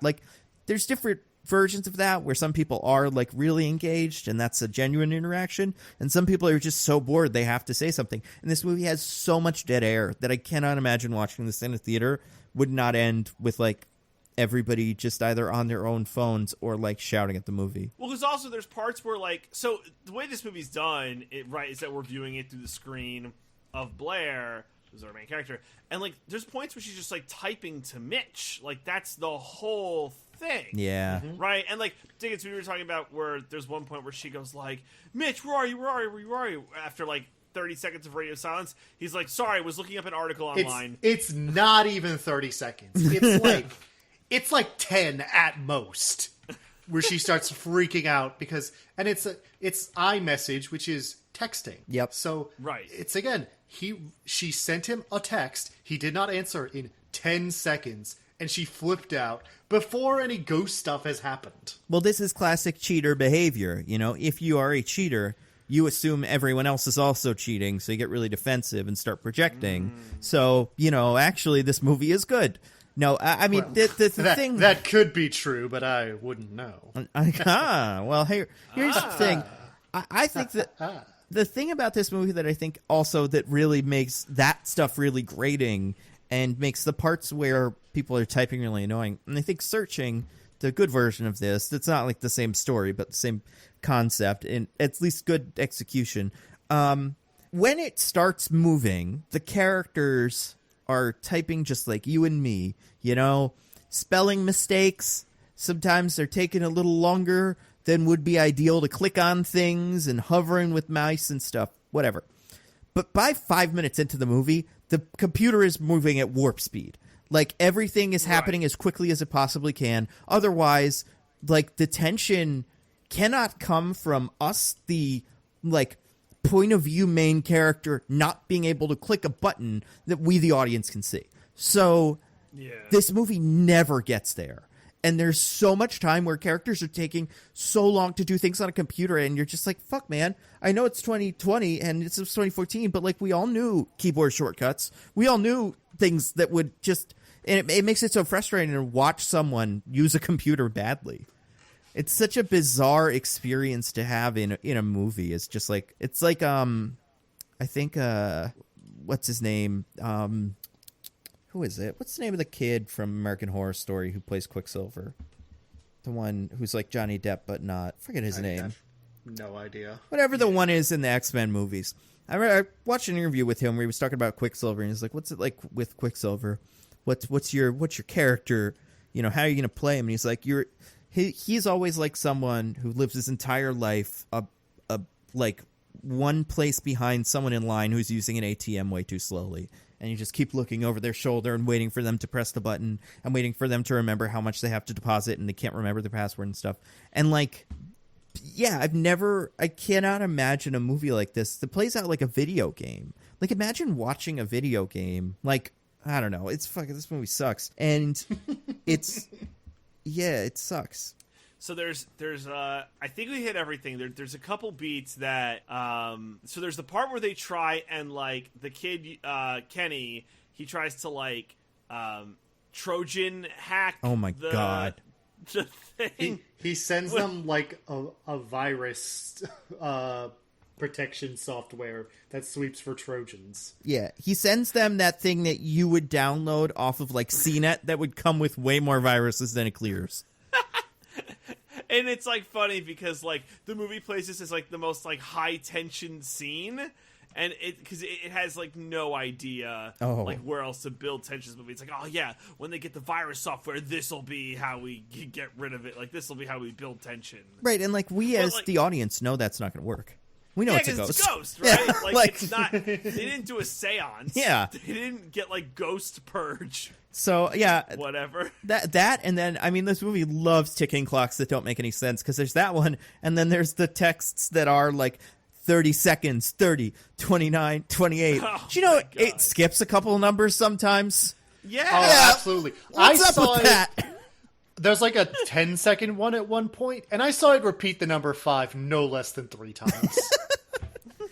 It's so, like, I just can't believe that the way this movie was put together was what I was describing, where they sat down and filmed the movie a million times and took all the cuts they wanted that they liked and edited them together in an incredibly sloppy way, and they still managed to fuck up stuff like this.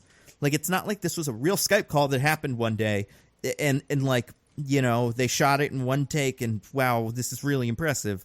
This is such a crafted movie, and yet the craft parts of it are so shoddy. The computer scene part, like the computer screen parts, like must obviously be like, you know, post-production work. Mm-hmm. You know, it's like CGI basically. Like it's not like they were filming that at the time. So it's not like they're stuck having to edit together different countdowns. Exactly. And it's not like the ghost is a clock. So if the ghost got a little slow with 4, 3, 2, and 1, I wouldn't mind, because the ghost is counting. But if the ghost, to slow down, does 5 a bunch, then yeah, the ghost gotta figure out a better way to do this. Also, what was I gonna say? Oh yeah, it would be like if, like, a movie had, like, you know, James Bond was trying to defuse a bomb and the bomb just had 5 a couple times. Like, you're like, that's not a real bomb, so you could fix that. I don't know, man. I got nothing for this movie. Weird nitpick.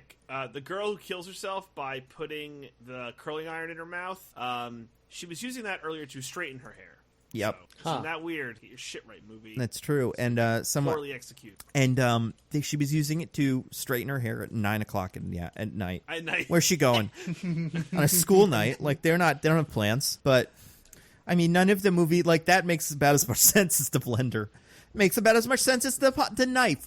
None of these things, like, I mean, that one I guess, but, like, you figure it's a fucking, like, you could make this movie in a bathroom and go like, oh, the first thing you would do in a making a movie like this and making a Saw movie and making a Final Destination movie, more Final Destination than Saw, is go, okay, what is a list of things that you would normally find in a child's bedroom that you would kill someone with? I'm like, a baseball bat, or, a razor for your face. Like, fucking no, a blender and a gun. Yeah, like, might as well do a broadsword and a fucking vial of poison if that's where we're at here.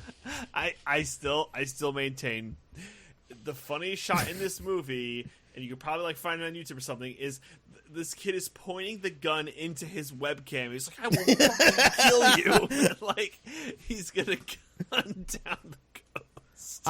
He's like, come after me, Blair. Come after me. I will fucking kill you. Just pointing his gun at the webcam. I mean, listen, the rules of this ghost make no sense. Maybe that would have worked. Maybe he should have shot the webcam. I don't know where the ghost was at that moment. What if he shot it and we just heard the ghost go, no, my only weakness, a gun! Yeah, I was electricity at this moment, and that was enough to kill me. I feel like the ghost, that kid, by the way, has the funniest death out of all of them, for me at least, because they're having the argument, he's the one with the paper, because how much we've described the paper thing. There's 3 of them left, 2 of them get papers, and they don't know what the other one said. Oh, there are? Yeah, there's the other girl, too. Oh, really? Okay, The one with no personality. Yeah. The only one, I think, in the whole story that I'm like, that's a bummer that she died. She really, all of her sins were very, like, in the beginning of the movie, I'm pretty sure the guys were like, this one has a lot of sex or something. There was something like that where you're like, ugh. But then later, when her, like, big crimes were like, actually, never mind. She was the one that, like, stole money from a guy or something.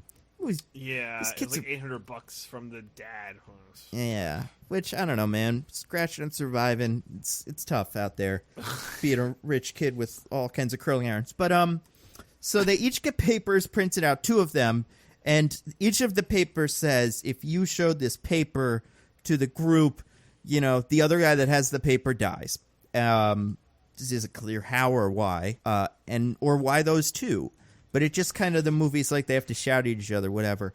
So it's the main character, the girl, and then the guy with the gun. And the guy, they're like shouting. She's like, he's like. Well, this is when her boyfriend has decided that he can't possibly trust her. Right. Unless he tells her what's on the paper. And then she and everybody else could say, and like not she and everybody else, but she and the other guy could be like, if he shows it, then it's this, and that's what. Yep. But they don't. But she's like, rules. Fine, okay, and she just shows the paper, and then he immediately whips the gun around him, like shoots himself. Yeah. It's so like not dramatic, and also like I don't know, just like it almost felt like that character was just done with this whole thing, and he kind of had to come up with a reason to not be part of it anymore. So he shoots himself. Yeah, because all the other ones were like something really bizarre. Like a guy stabs a knife or the blender thing or whatever. And usually the character who did the murder or got murdered kind of fights back. I guess we didn't see that with Drano Girl, but or Bleach Girl. But he's very much with it. There's no, if I remember correctly, there's not a bit where he like has to catch the gun's pointing back at him, and everyone's like, no, it just is like shows the paper, bam, and it's so funny, single beat. And I think by that point I was like, well, this movie is bad, so I better have some fun with it. But God, yeah, this movie sucks. One last thing in my notes, wherever I have written down, unrealistic chat roulette. Oh, yeah, okay, we got to talk about that. Describe the chat roulette bits, TJ. So it's near the end, and I think it's just Laura, or Blair, the main girl, Mitch, and blonde girl. Yeah. What the fuck her name was? Val? Jess? No, Val was the first one to die. Yeah, I don't remember what the other one's name is, but yeah. Anyway, so I think it's like Val's turn to die, and Laura's Jess. like, Jess, yeah. We just went over it. We literally just went over this. Anyway. Blair's like, oh, I'm going to help you. So for some reason, I guess she can't call the cops. She's like, I know, I'll go on chat roulette and I'll have someone call the cops and send them to your house. Oh, hold on. Not my house, your house. The for some reason is they have called the cops a couple times, and every time they call the cops are like, keep playing the game. It's like, fuck, what is this ghost? Is it in the cell phones? Is it possessing the 911 operators? Because the cops show up at the houses. Like, what the fuck? Oh my god. Yeah, I forgot that the cops like are also like playing ball, and it's like, what are the rules? Everybody in this town hates these kids. I think that's it. I think the town is banded together to get rid of these kids.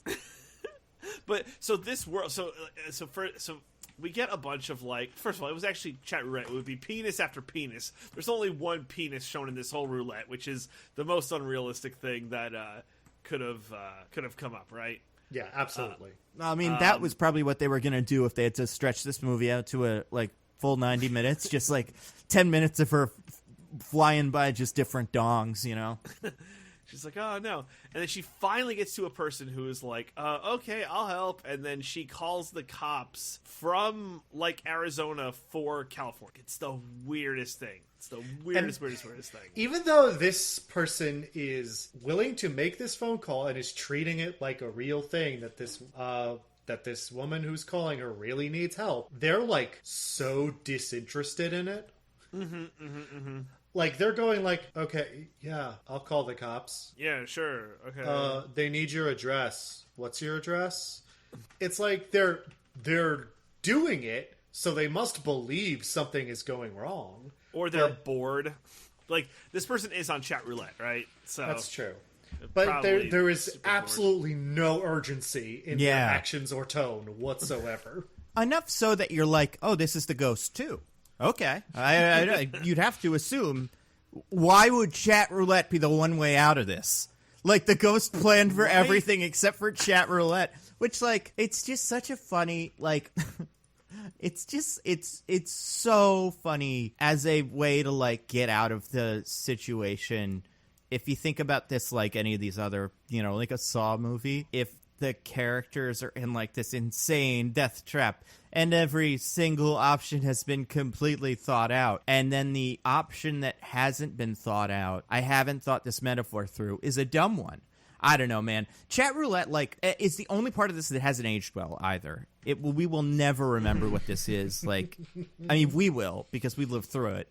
But people now, I think, could see Facebook and be like, that looks different, but, whatever, same thing. I get it, yeah. But chat roulette, what the fuck is this? We didn't know at the time. Maybe this was what it was for. To fucking get out of ghost situations, because it's ghost proof. Chat roulette is ghost proof. Although sending the cops doesn't matter. It amounts to nothing. I mean, what are they gonna do? Shoot themselves if they see the papers? I don't know. You want to call an exorcist or something. Yeah. But also, I wouldn't be shocked if this movie was made by chat roulette to just get the good word out. Make a movie where chat roulette is the hero that solves the exorcism or whatever. I mean, that poor kid who, is going to find out about this, sextuple suicide thingy on the news, I'm sure, and be like, I'm pretty sure I was on the phone with that one girl. Yeah. That was weird. I guess she really was in trouble. Yeah. And, I mean, that was awful. That part was so weird. This movie was awful. It's really so bad. DJ, don't try to whitewash your role in this. I was about to say I'm really sorry. Oh no, I'll take. I've seen all of the clips of this movie out of order, so you didn't hoist anything. Hoist. What's the one that is? Foist. You foist anything upon me that I didn't deserve. But also we all know, all loyal listeners know that the best episodes of this podcast are the ones where we're absolutely miserable. Yeah, it's true. Our pain fuels the machine. How about this, guys? This is a question. Let's say they made this movie today. We get another shot at an Unfriended, and not Unfriended to Dark Web, but just Ghost gets you via technology. What do you want to see happen? What would be a fun thing to see? I want the movie version of this where it's like social media gets you, like almost like the like Social Dilemma, but like the real version of it, where it's like somehow being on social media like starts like actually killing you. Like maybe it's a Dorian Gray where like your profile is sapping the life from you or something like that. So it stays young and you're like dying, something like that. Like I feel like that could have some legs. Interesting. For a second there, I thought you were just going to describe 2017's The Circle. Yeah. Dude, I totally forgot about 2017's The Circle. Should we do that movie? Is that a movie we should do? I've never seen it, but it seems dumb, so maybe. It's about Facebook and Facebook being bad. I feel like we're getting close enough to real movies coming out that we're going to have to start. It's more Google than Facebook. Oh, yeah, that's true. Yeah, I like that. What were you saying, Nando? I was going to say, like, the real movies are coming out soon, so I'm probably going to have to start doing the movies that came before them or whatever. Jiu-Jitsu. Like, oh, my God. Jiu-Jitsu. Right now, there's a new rom-com on Netflix that I'm actually kind of concerned about. It's the #1 Netflix movie. It's called... Emily in Paris. I wish. I loved that show. I really did. No, it's called Holiday, and it's just two singles looking at each other like, whoa. Okay, here we go. Fed up with being single on the holidays. That is generally how I look at people as a single. That's fair. Two strangers agree to be each other's platonic plus ones all year long, only to catch real feelings along the way. So, like, yeah, I don't know. There's movies like this that might be fun. And then there's just like other stuff. So I think we're gonna get into like we have a little bit of Thanksgiving time where it's like, we could kind of do a couple things. Got to cover New Mutants. Probably want to do some Christopher Nolan's to lead up to Tenet. And then it's Christmas, and it's Christmas movies.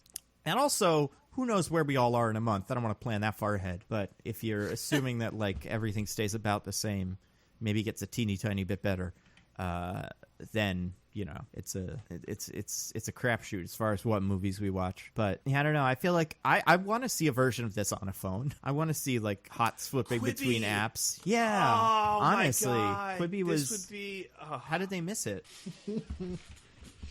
Well, how did they missed a lot of things over at Quibi.com. Oh God, it's so sad. Do we know what the future is yet, or are we still pending? Still pending. I wouldn't mind seeing I want to see like Reddit get involved in this. I'd love to see a subreddit of death or something. Like if the Unfriended was that, and then they all had to upvote each other's memes and stuff. I don't know. I did like when the ghost sent the sexty meme, not because of the sexty part, but like the idea that the ghost speaks in memes is kind of funny. So maybe like a shitty, troll ghost from 2015 starts haunting people in 2020 using all the 2015 internet slang and culture. Hycan has cheeseburger and such. I don't know. It's a good movie. Yeah, maybe. Yeah, but I don't know. We'll see what we do next week. We can like get suggestions again, unless anyone has a cool idea of something. We can put up a poll. Yeah, we can do that. We could. Will we? Who can say? That's a good point. You guys feeling Spice World? You guys feeling that one? You got to win Spice World, buddy. We're not giving Spice World away for free. I feel like Michelle is just across the room staring at him. You guys have no idea. And we've gotten Roger in on this. Like Roger's joined the thing. This is... Here's the thing. I'm not even against Spice World. I think becoming a thing makes me feel like you got to earn it. Yeah, I think it needs to be earned because it was at one point needed, like it was a condition of winning something. So okay, so that's where we're at. Got it. So, well, I will tell you, I don't think it's a matter of if, it's a matter of when. Oh. Right? I think that's where we're at. With what? With Spice World? With us doing it. Oh, yeah, I think we will eventually, too. I mean, the Eliminator Challenge, that could be a Spice World thing. Someone could donate to Extra Life, and they could pick Spice World. That's true. A lot of different avenues for Spice World. I mean, there's currently, like 10 of us right now still in the Eliminator pool. Yeah, it's we're getting down to it. Is your strategy still working, DJ? So it is. The only problem is I've now picked teams. There are teams who are playing the Jets who I've already picked. So that's where I'm starting to. Yeah, it's a shame there's not another team from the New York, New Jersey area that's named doesn't starts with a j sound. Yeah, some sort of j noun. Who's a good choice for this week? I think for this week I'm going with the Titans. I already picked all my them. weeks, and I don't have them in this week, so we would have different ones. Ooh, the Bucks would be a good pick for this week. No, don't do that. That's the one I picked. Giants. However, I am picking the Titans because they're playing the Bengals. Although the Bengals, I feel like could do something like weird. Maybe I should pick the Bucks. I mean, Titans Bengals isn't a bad matchup. Yeah, I mean the Bucks Giants is good. I think the problem with this season now is I think there's a lot of teams. I think the incentive for teams to continue competing is so low that if you are a Jets or Giants, why would you win a game? Like, just throw at this point. The season might not even finish. Why are you risking your health of your players? Yeah, you might fall into it by accident, but that's fair. So that's why I think the Jets Giants thing, it does play out for the rest of the season with maybe one or two side steps, but I didn't do that exactly, but they just happened to be the lowest in every matchup. I was like, yeah, they're probably going to lose that game. I don't see why they would win that game. That one's probably going to be a loss too. And I picked some pretty funky ones. I had them versus the Patriots next week, and I picked the Patriots just cause. Do you know it's mathematically possible for the winner of the NFC East to only get 4 or 5 wins? You know what? I believe it. Depending on how ties shake out and stuff like that. Yeah, it's possible. that makes sense. So yeah, that's crazy, isn't it though? They're awful. That division, we gotta just send it right into the ocean. Honestly, they currently who's at the top of the division? Is it? I think the Eagles at 2-3-1 or something like that. Oh yeah, because then the rest are 2-5s, and then a 1 and a 6. The Eagles are ahead because they have a tie. Yeah, it's 2-4-1. And then the football team is 2-5. The Cowboys are 2-5. The Giants are 1-6. That's fantastic. I love that. By the way, do you know the football team might carry that name into 2021, next season? I think it's great. I really they should just stay the football team. I think it's really funny, and I'm always down for dumb bullshit like that. So go for it, Washington football team. If they changed it every year to something a little different, like Washington football players, that would be fun. Washington football club. Yeah, Washington, D.C. football gentlemen's. And then they get to sell a new uniform every year, and I'd buy it every year if that was the plan. I'd be so proud. And I don't even know anybody.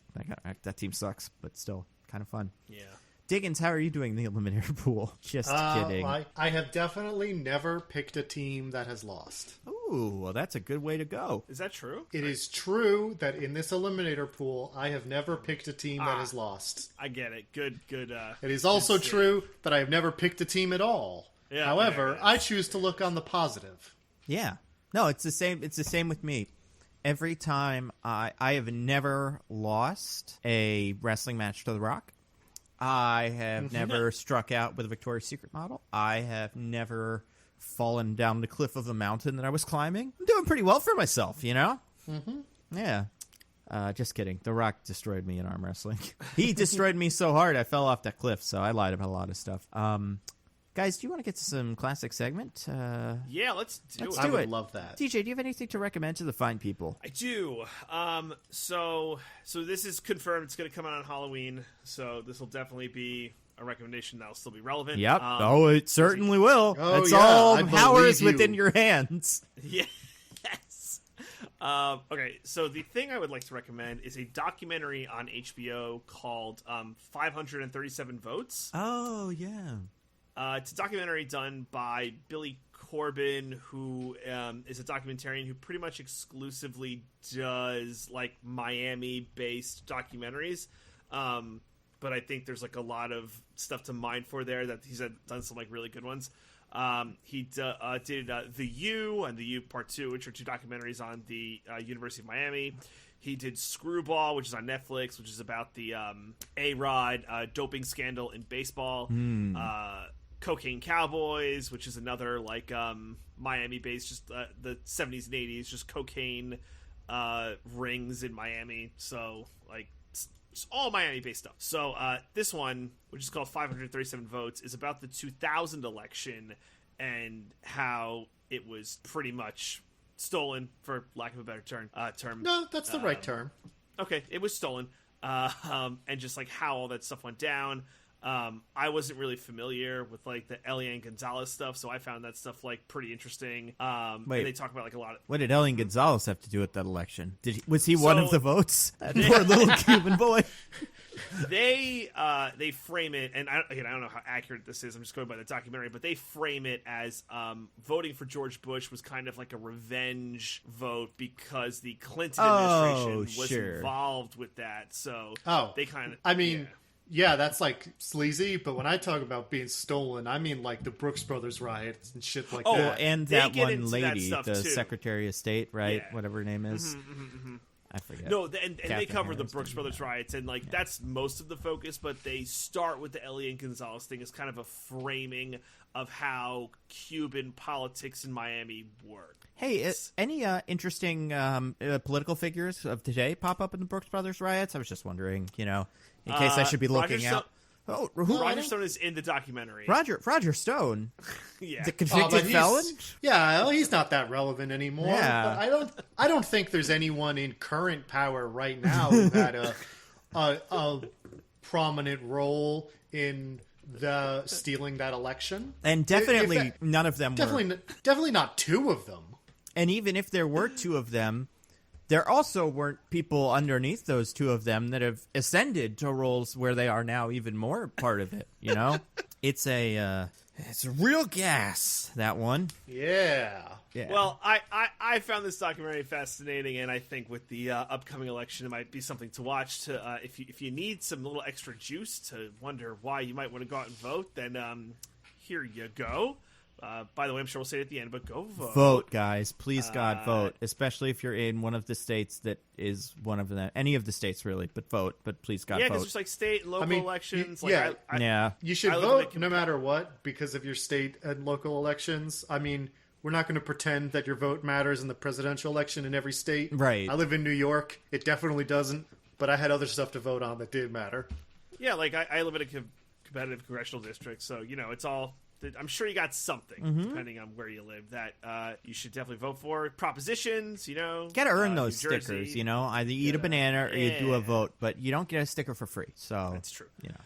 So that's the main thing I would recommend. 537 votes. I finished up The Vow, which I know I already mentioned. I just wanted to bring it up again because the guy who was involved with it, Keith Raniere, got sentenced to 120 years in jail.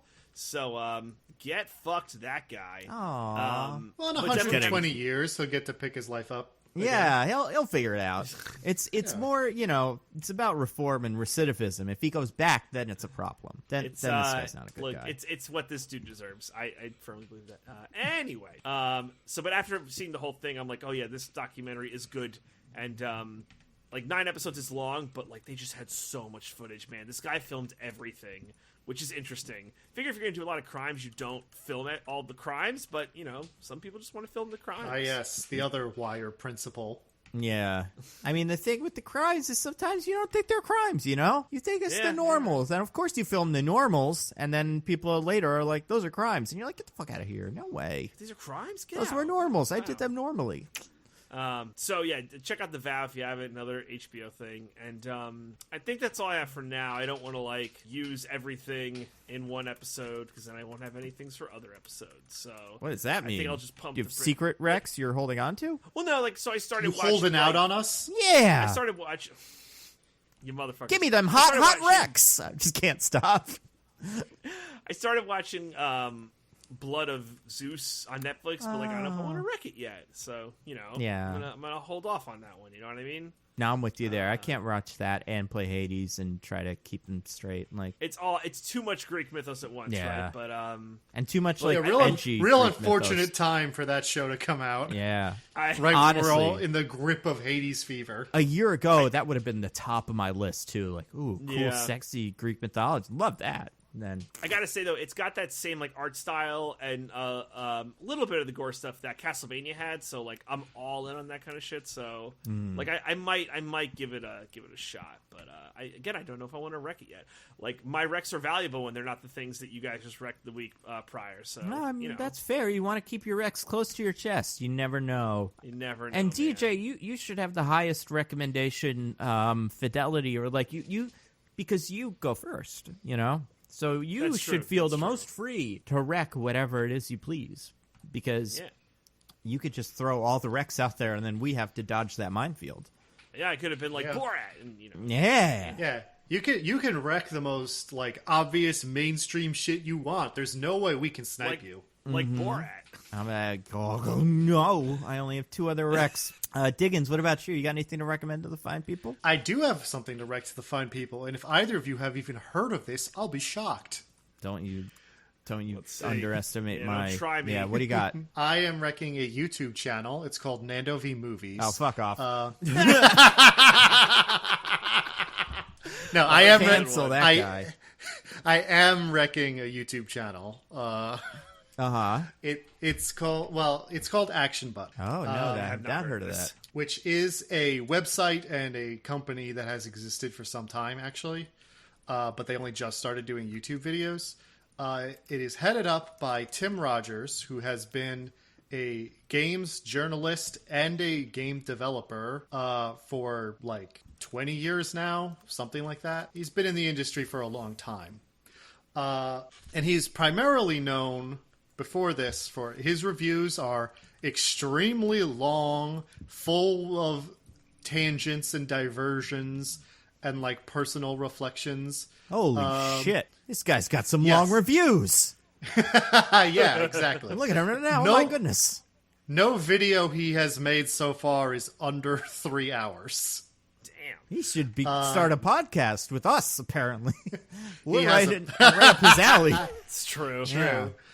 But no, his stuff is actually very, I say tightly scripted. It's tightly scripted in the sense that he packs a lot into like every minute that he's talking. But much like his writing, those videos are full of tangents and diversions. But the thing is, they're all very interesting. Like, for example, he has a review about Doom, which is ostensibly about the original Doom.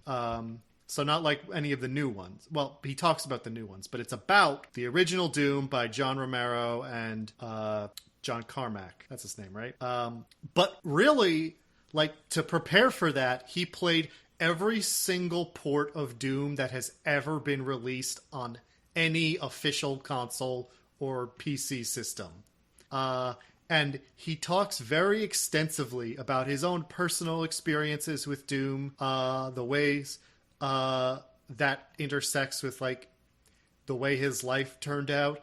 Also about the philosophical concept of the game Doom, and also about the ways in which it was blamed often for school shootings and violence in the 90s. Like, he really seriously engages with that topic. It's a big chunk of the video. While also genuinely being a review of the game Doom that gets into why it feels so good to play and became so influential and is like such a cornerstone of gaming as we understand it. So they're just, if you can stomach 3.5 hours of talking about a single game, they're so interesting and they're so dense and just like full of they're so intelligent, they're so smart, but also being pretty funny. Like, he's a funny guy and there's jokes all over his reviews. So they're just great videos, and you should definitely, if you think you can handle that, because I understand that 3.5 hour video reviews of video games are not a thing that's going to be up everyone's alley. Mm-hmm. But if you can, like, they're totally worth the watch. I mean, Diggins, these are our listeners. Like, I feel if any group of people is ready for that, it's them, right? That's true. There's way more information and content in his videos than there are in our pointless ramblings. So spend your hours more wisely. 5-star runtime, 5-star video. You know, there's nothing wrong with making a longish video. Everyone loves them from time to time. And a longish podcast. It's all the same. I do want to check this guy. You said it's Action Button? Is that what it was? Action Button is the name of the channel. The guy's name is Tim Rogers. He also has a Patreon, also under Action Button. I mean, you know. If you search Tim Rogers, you'll find him. One of the things that happens when you become a YouTuber is your name legally changes to the name of your channel. So his name is Action Button now. That makes sense, Nando V Movies. Exactly, yes. That's why Chris Diggins was smart to call his YouTube channel Chris Diggins. Yes, which will eventually have a second Diggins video. in Charge or something like that. Yeah, that's how they get you. But no, it sounds cool. It looks like he did Final Fantasy, did Last of Us. He's got He all did kinds the of good Final stuff. Fantasy VII remake. Oh, yeah. That's true. Ooh. Yeah, did you know they remade that game? Apparently it sucks. No, I'm just kidding. I don't know anything about those games. I love that game. The swords so are much. big and the people are dead. One of them dies. Not in this one.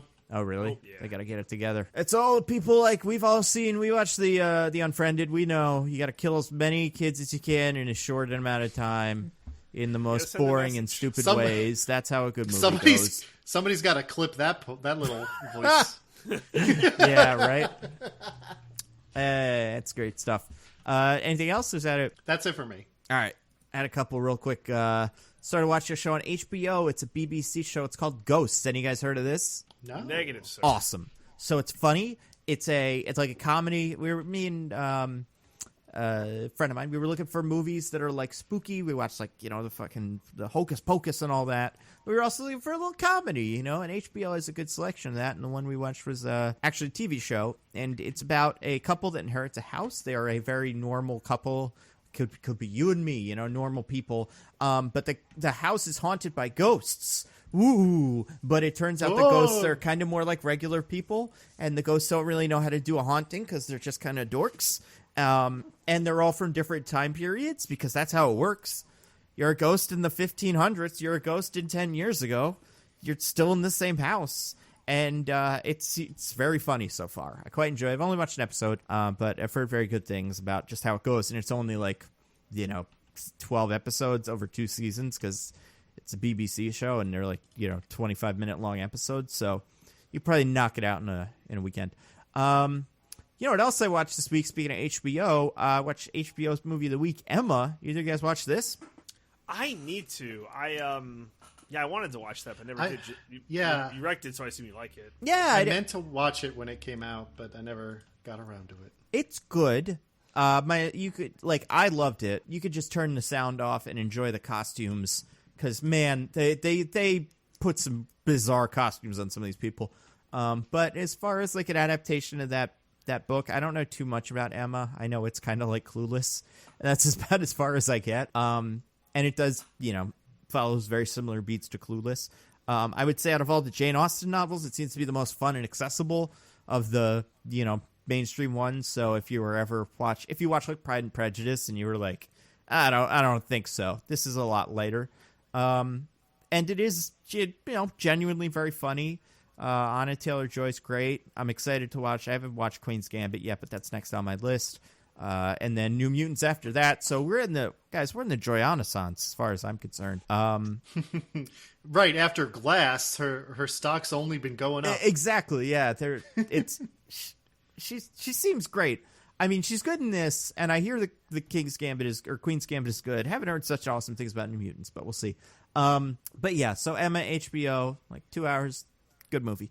Last thing, I'm gonna skip. I was watching. I do want to say I've been enjoying videos recently because I was going down a YouTube rabbit hole of old John Oliver stuff, but not really because it's mostly been Jordan Klepper bits.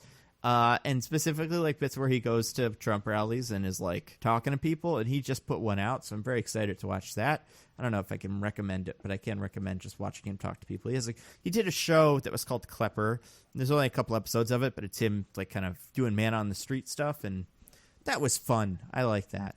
But my biggest wreck, the one I can most full-hearted, completely just say, everybody put whatever you know what, and Borat too. Forget about Borat was great, but I'm sure you've heard that. But stop whatever you're doing. Go to youtube.com Nando V Movies. No. I mean, yes, go there and put on all the videos at the same time and click on all the ads. But if you go to, God, I don't even know where to find this. It's Tim Heidecker's YouTube channel. He put out a comedy special called An Evening with Tim Heidecker. People that don't know, he is the Tim of Tim and Eric. He is also the husband in the white husband in Us.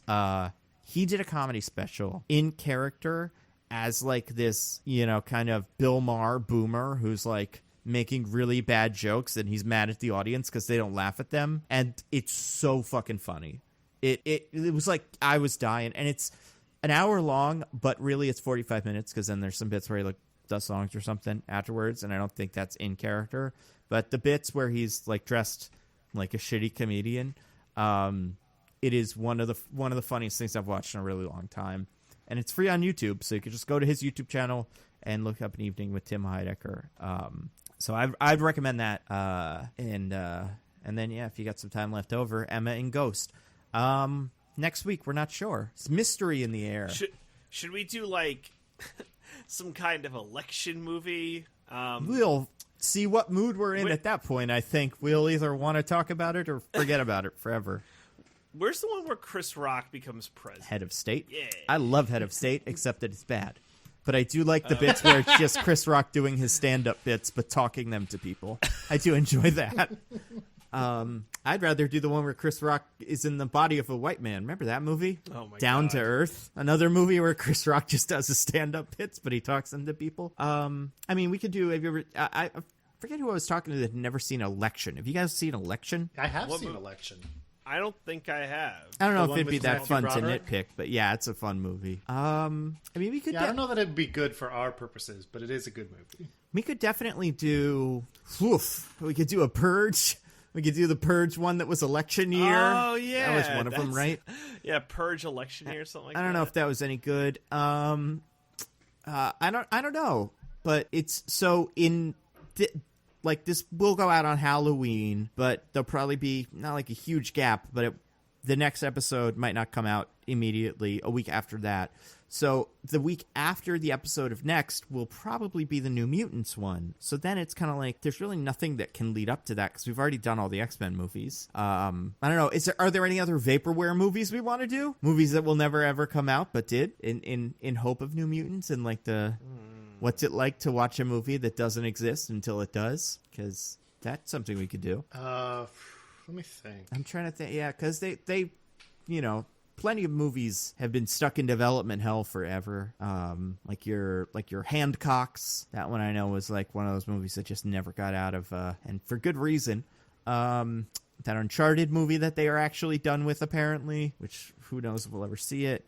I don't know. So Tom Holland looks too much like a baby to be Nathan Drake. I'm sorry, but it's true. I have no problem with Tom Holland, Nathan Drake. It's Mark Wahlberg's Sully that I'm really not excited for. Oh, are you serious? Yeah. Oh, boo. Yeah. And it's gonna be bad. The movie itself might not be bad, but man, fuck if I've ever wanted to see.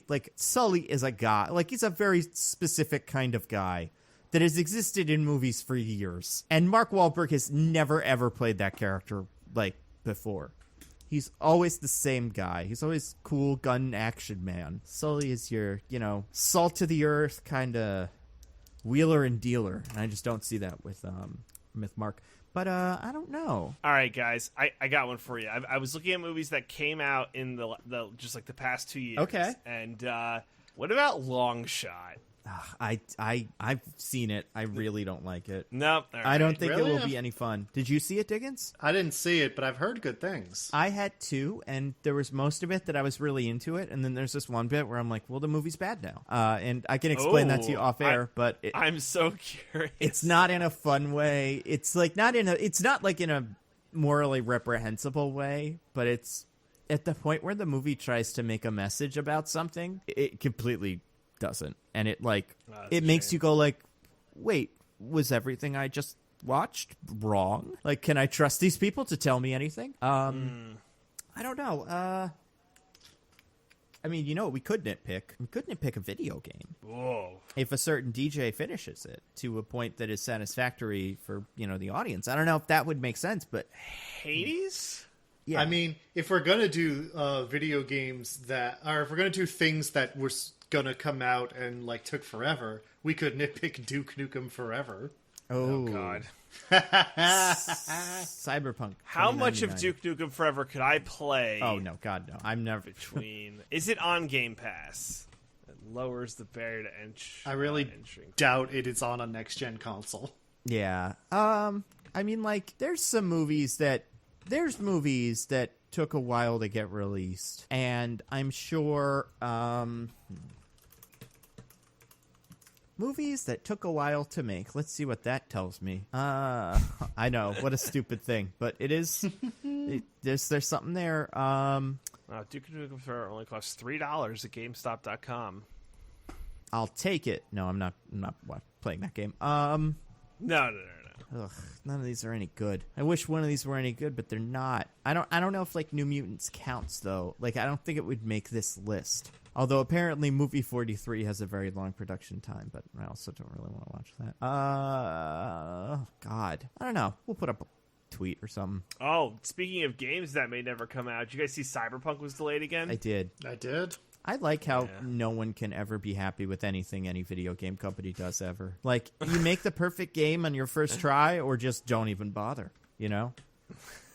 You want to put it out too early? Bad. You want to delay it? Bad. I don't get it. I get it, but yeah, it's just, I don't know. What do they want? I don't know. Maybe that'll never come out.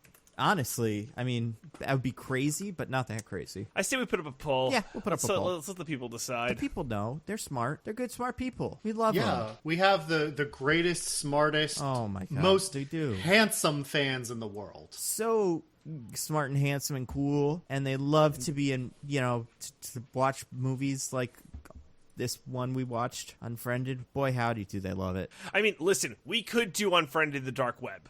Oh God, I don't even. We could do the second movie. I don't think I could. Well, it doesn't have like this framing device, right? It's like something else.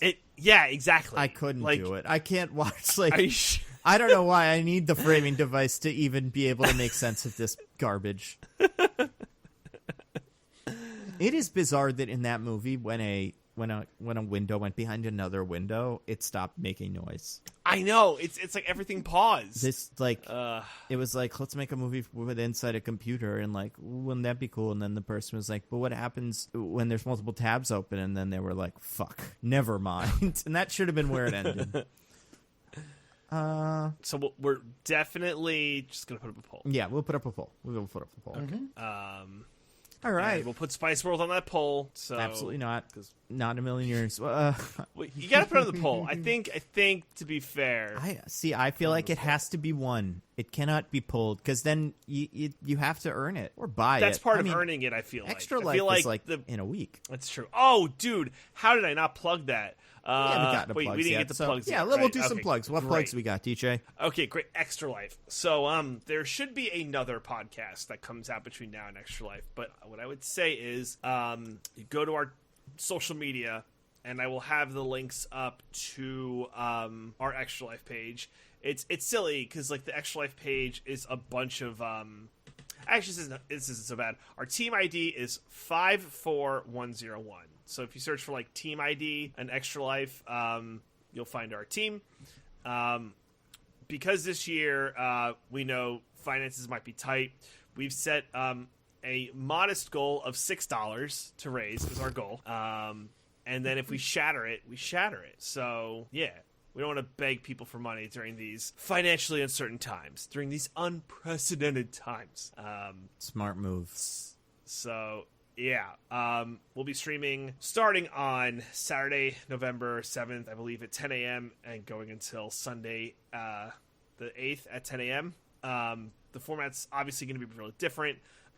It's probably going to be, the way we're going to do it is more like a buffet. I think I mentioned this last time, but it'll be a few different Twitch streams that you could go on to see different things. Because there's going to be some in-person gaming, a lot of online gaming, so we just want to give our viewers opportunities to go see different stuff depending on what we're doing. So yeah, it should be good.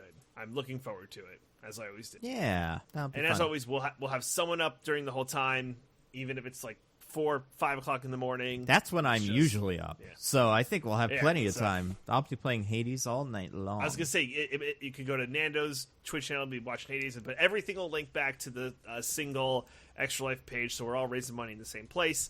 Like I said, we're trying to take a little, obviously we want to raise as much money for Children's Specialized Hospital as possible, but, give whatever you can give if you can. If not, it's fine. We're not doing, like, incentives or anything like that because we're trying to take pressure off the donating, but give what you can. Obviously, it's appreciated. But, yeah, so Team ID 54101. You should be able to find us that way. So, yeah, looking forward to it. And all things will be posted on our social media. So check it out there. extra-life.org. Cool. So that's all I got there. Yeah. All right. Diggins, you got anything to plug? Not at the moment. DJ, how's Bachelor going? Is it good? Oh my God. So, yeah. Oh, sorry. I was just looking at the Extra Life page. It's actually not hard to get to. It's extra-life.org/team/54101. Look at that. Bachelorette, it's going crazy, son. So Michelle's has her articles up on the Pop Break. Check those out. And maybe some other content in the future. Stay tuned to this channel. Ooh. It's going insane. I'm going to save the big spoiler for next week when it's actually revealed.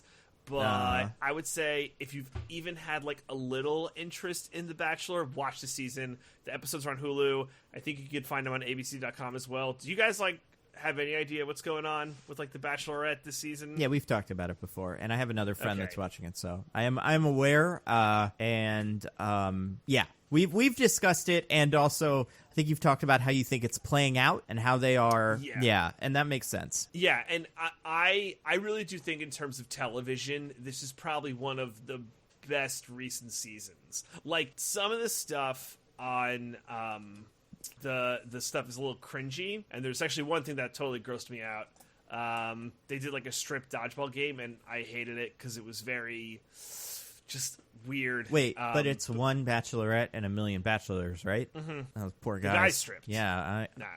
It was weird. Just show her your totally dick if naked. that's where you're at. If you got it, show it. If you don't play. But what's the point?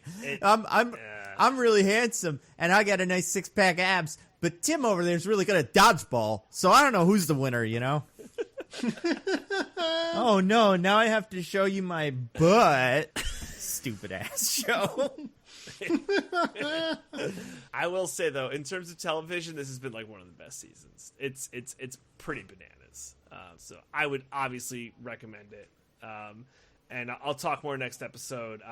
Actually, depending on when we record, I might not have an update because they're pushing the episode to Thursday because of the election, and then who knows what'll happen. That's a good point. Oh, yeah. Yeah, everything's going to be weird next week. I don't know when we're going to record. Yeah. Hang out on our Twitter, and just not on our Twitter, but we'll tweet, and also just that'll be a good way to know how we're feeling about the stuff that's happening. Oh, yeah, we have to actually, we already said to vote, but we should probably say it again. Since it's the end, please, God, vote for the good guys, whoever you think those are. But I'm hoping that balances out in the positive for us. I think you guys are cool. I like our audience. So far, always been nice. Yeah. We got good friendly audience. So, yeah. And vote in person, but don't but don't mail your ballots. It's too late. Apparently. Drop them off in a Dropbox. Yeah, Dropbox is the best way to go. Or you could take it, depending on where you live, but usually you could take it to check your state's election laws because it varies by state. So we can't give one-size-fits-all advice here. And it varies by city, right? I want to say Dallas is keeping their polling locations open 24 hours or something.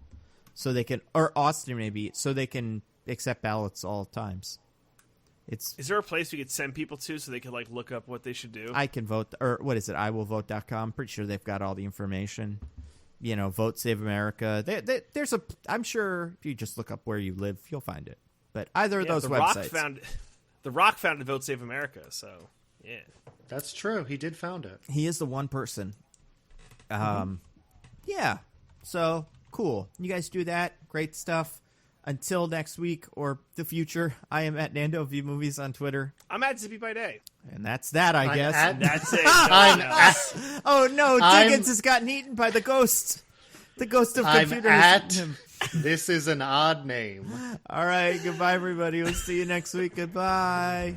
Bye. We love you.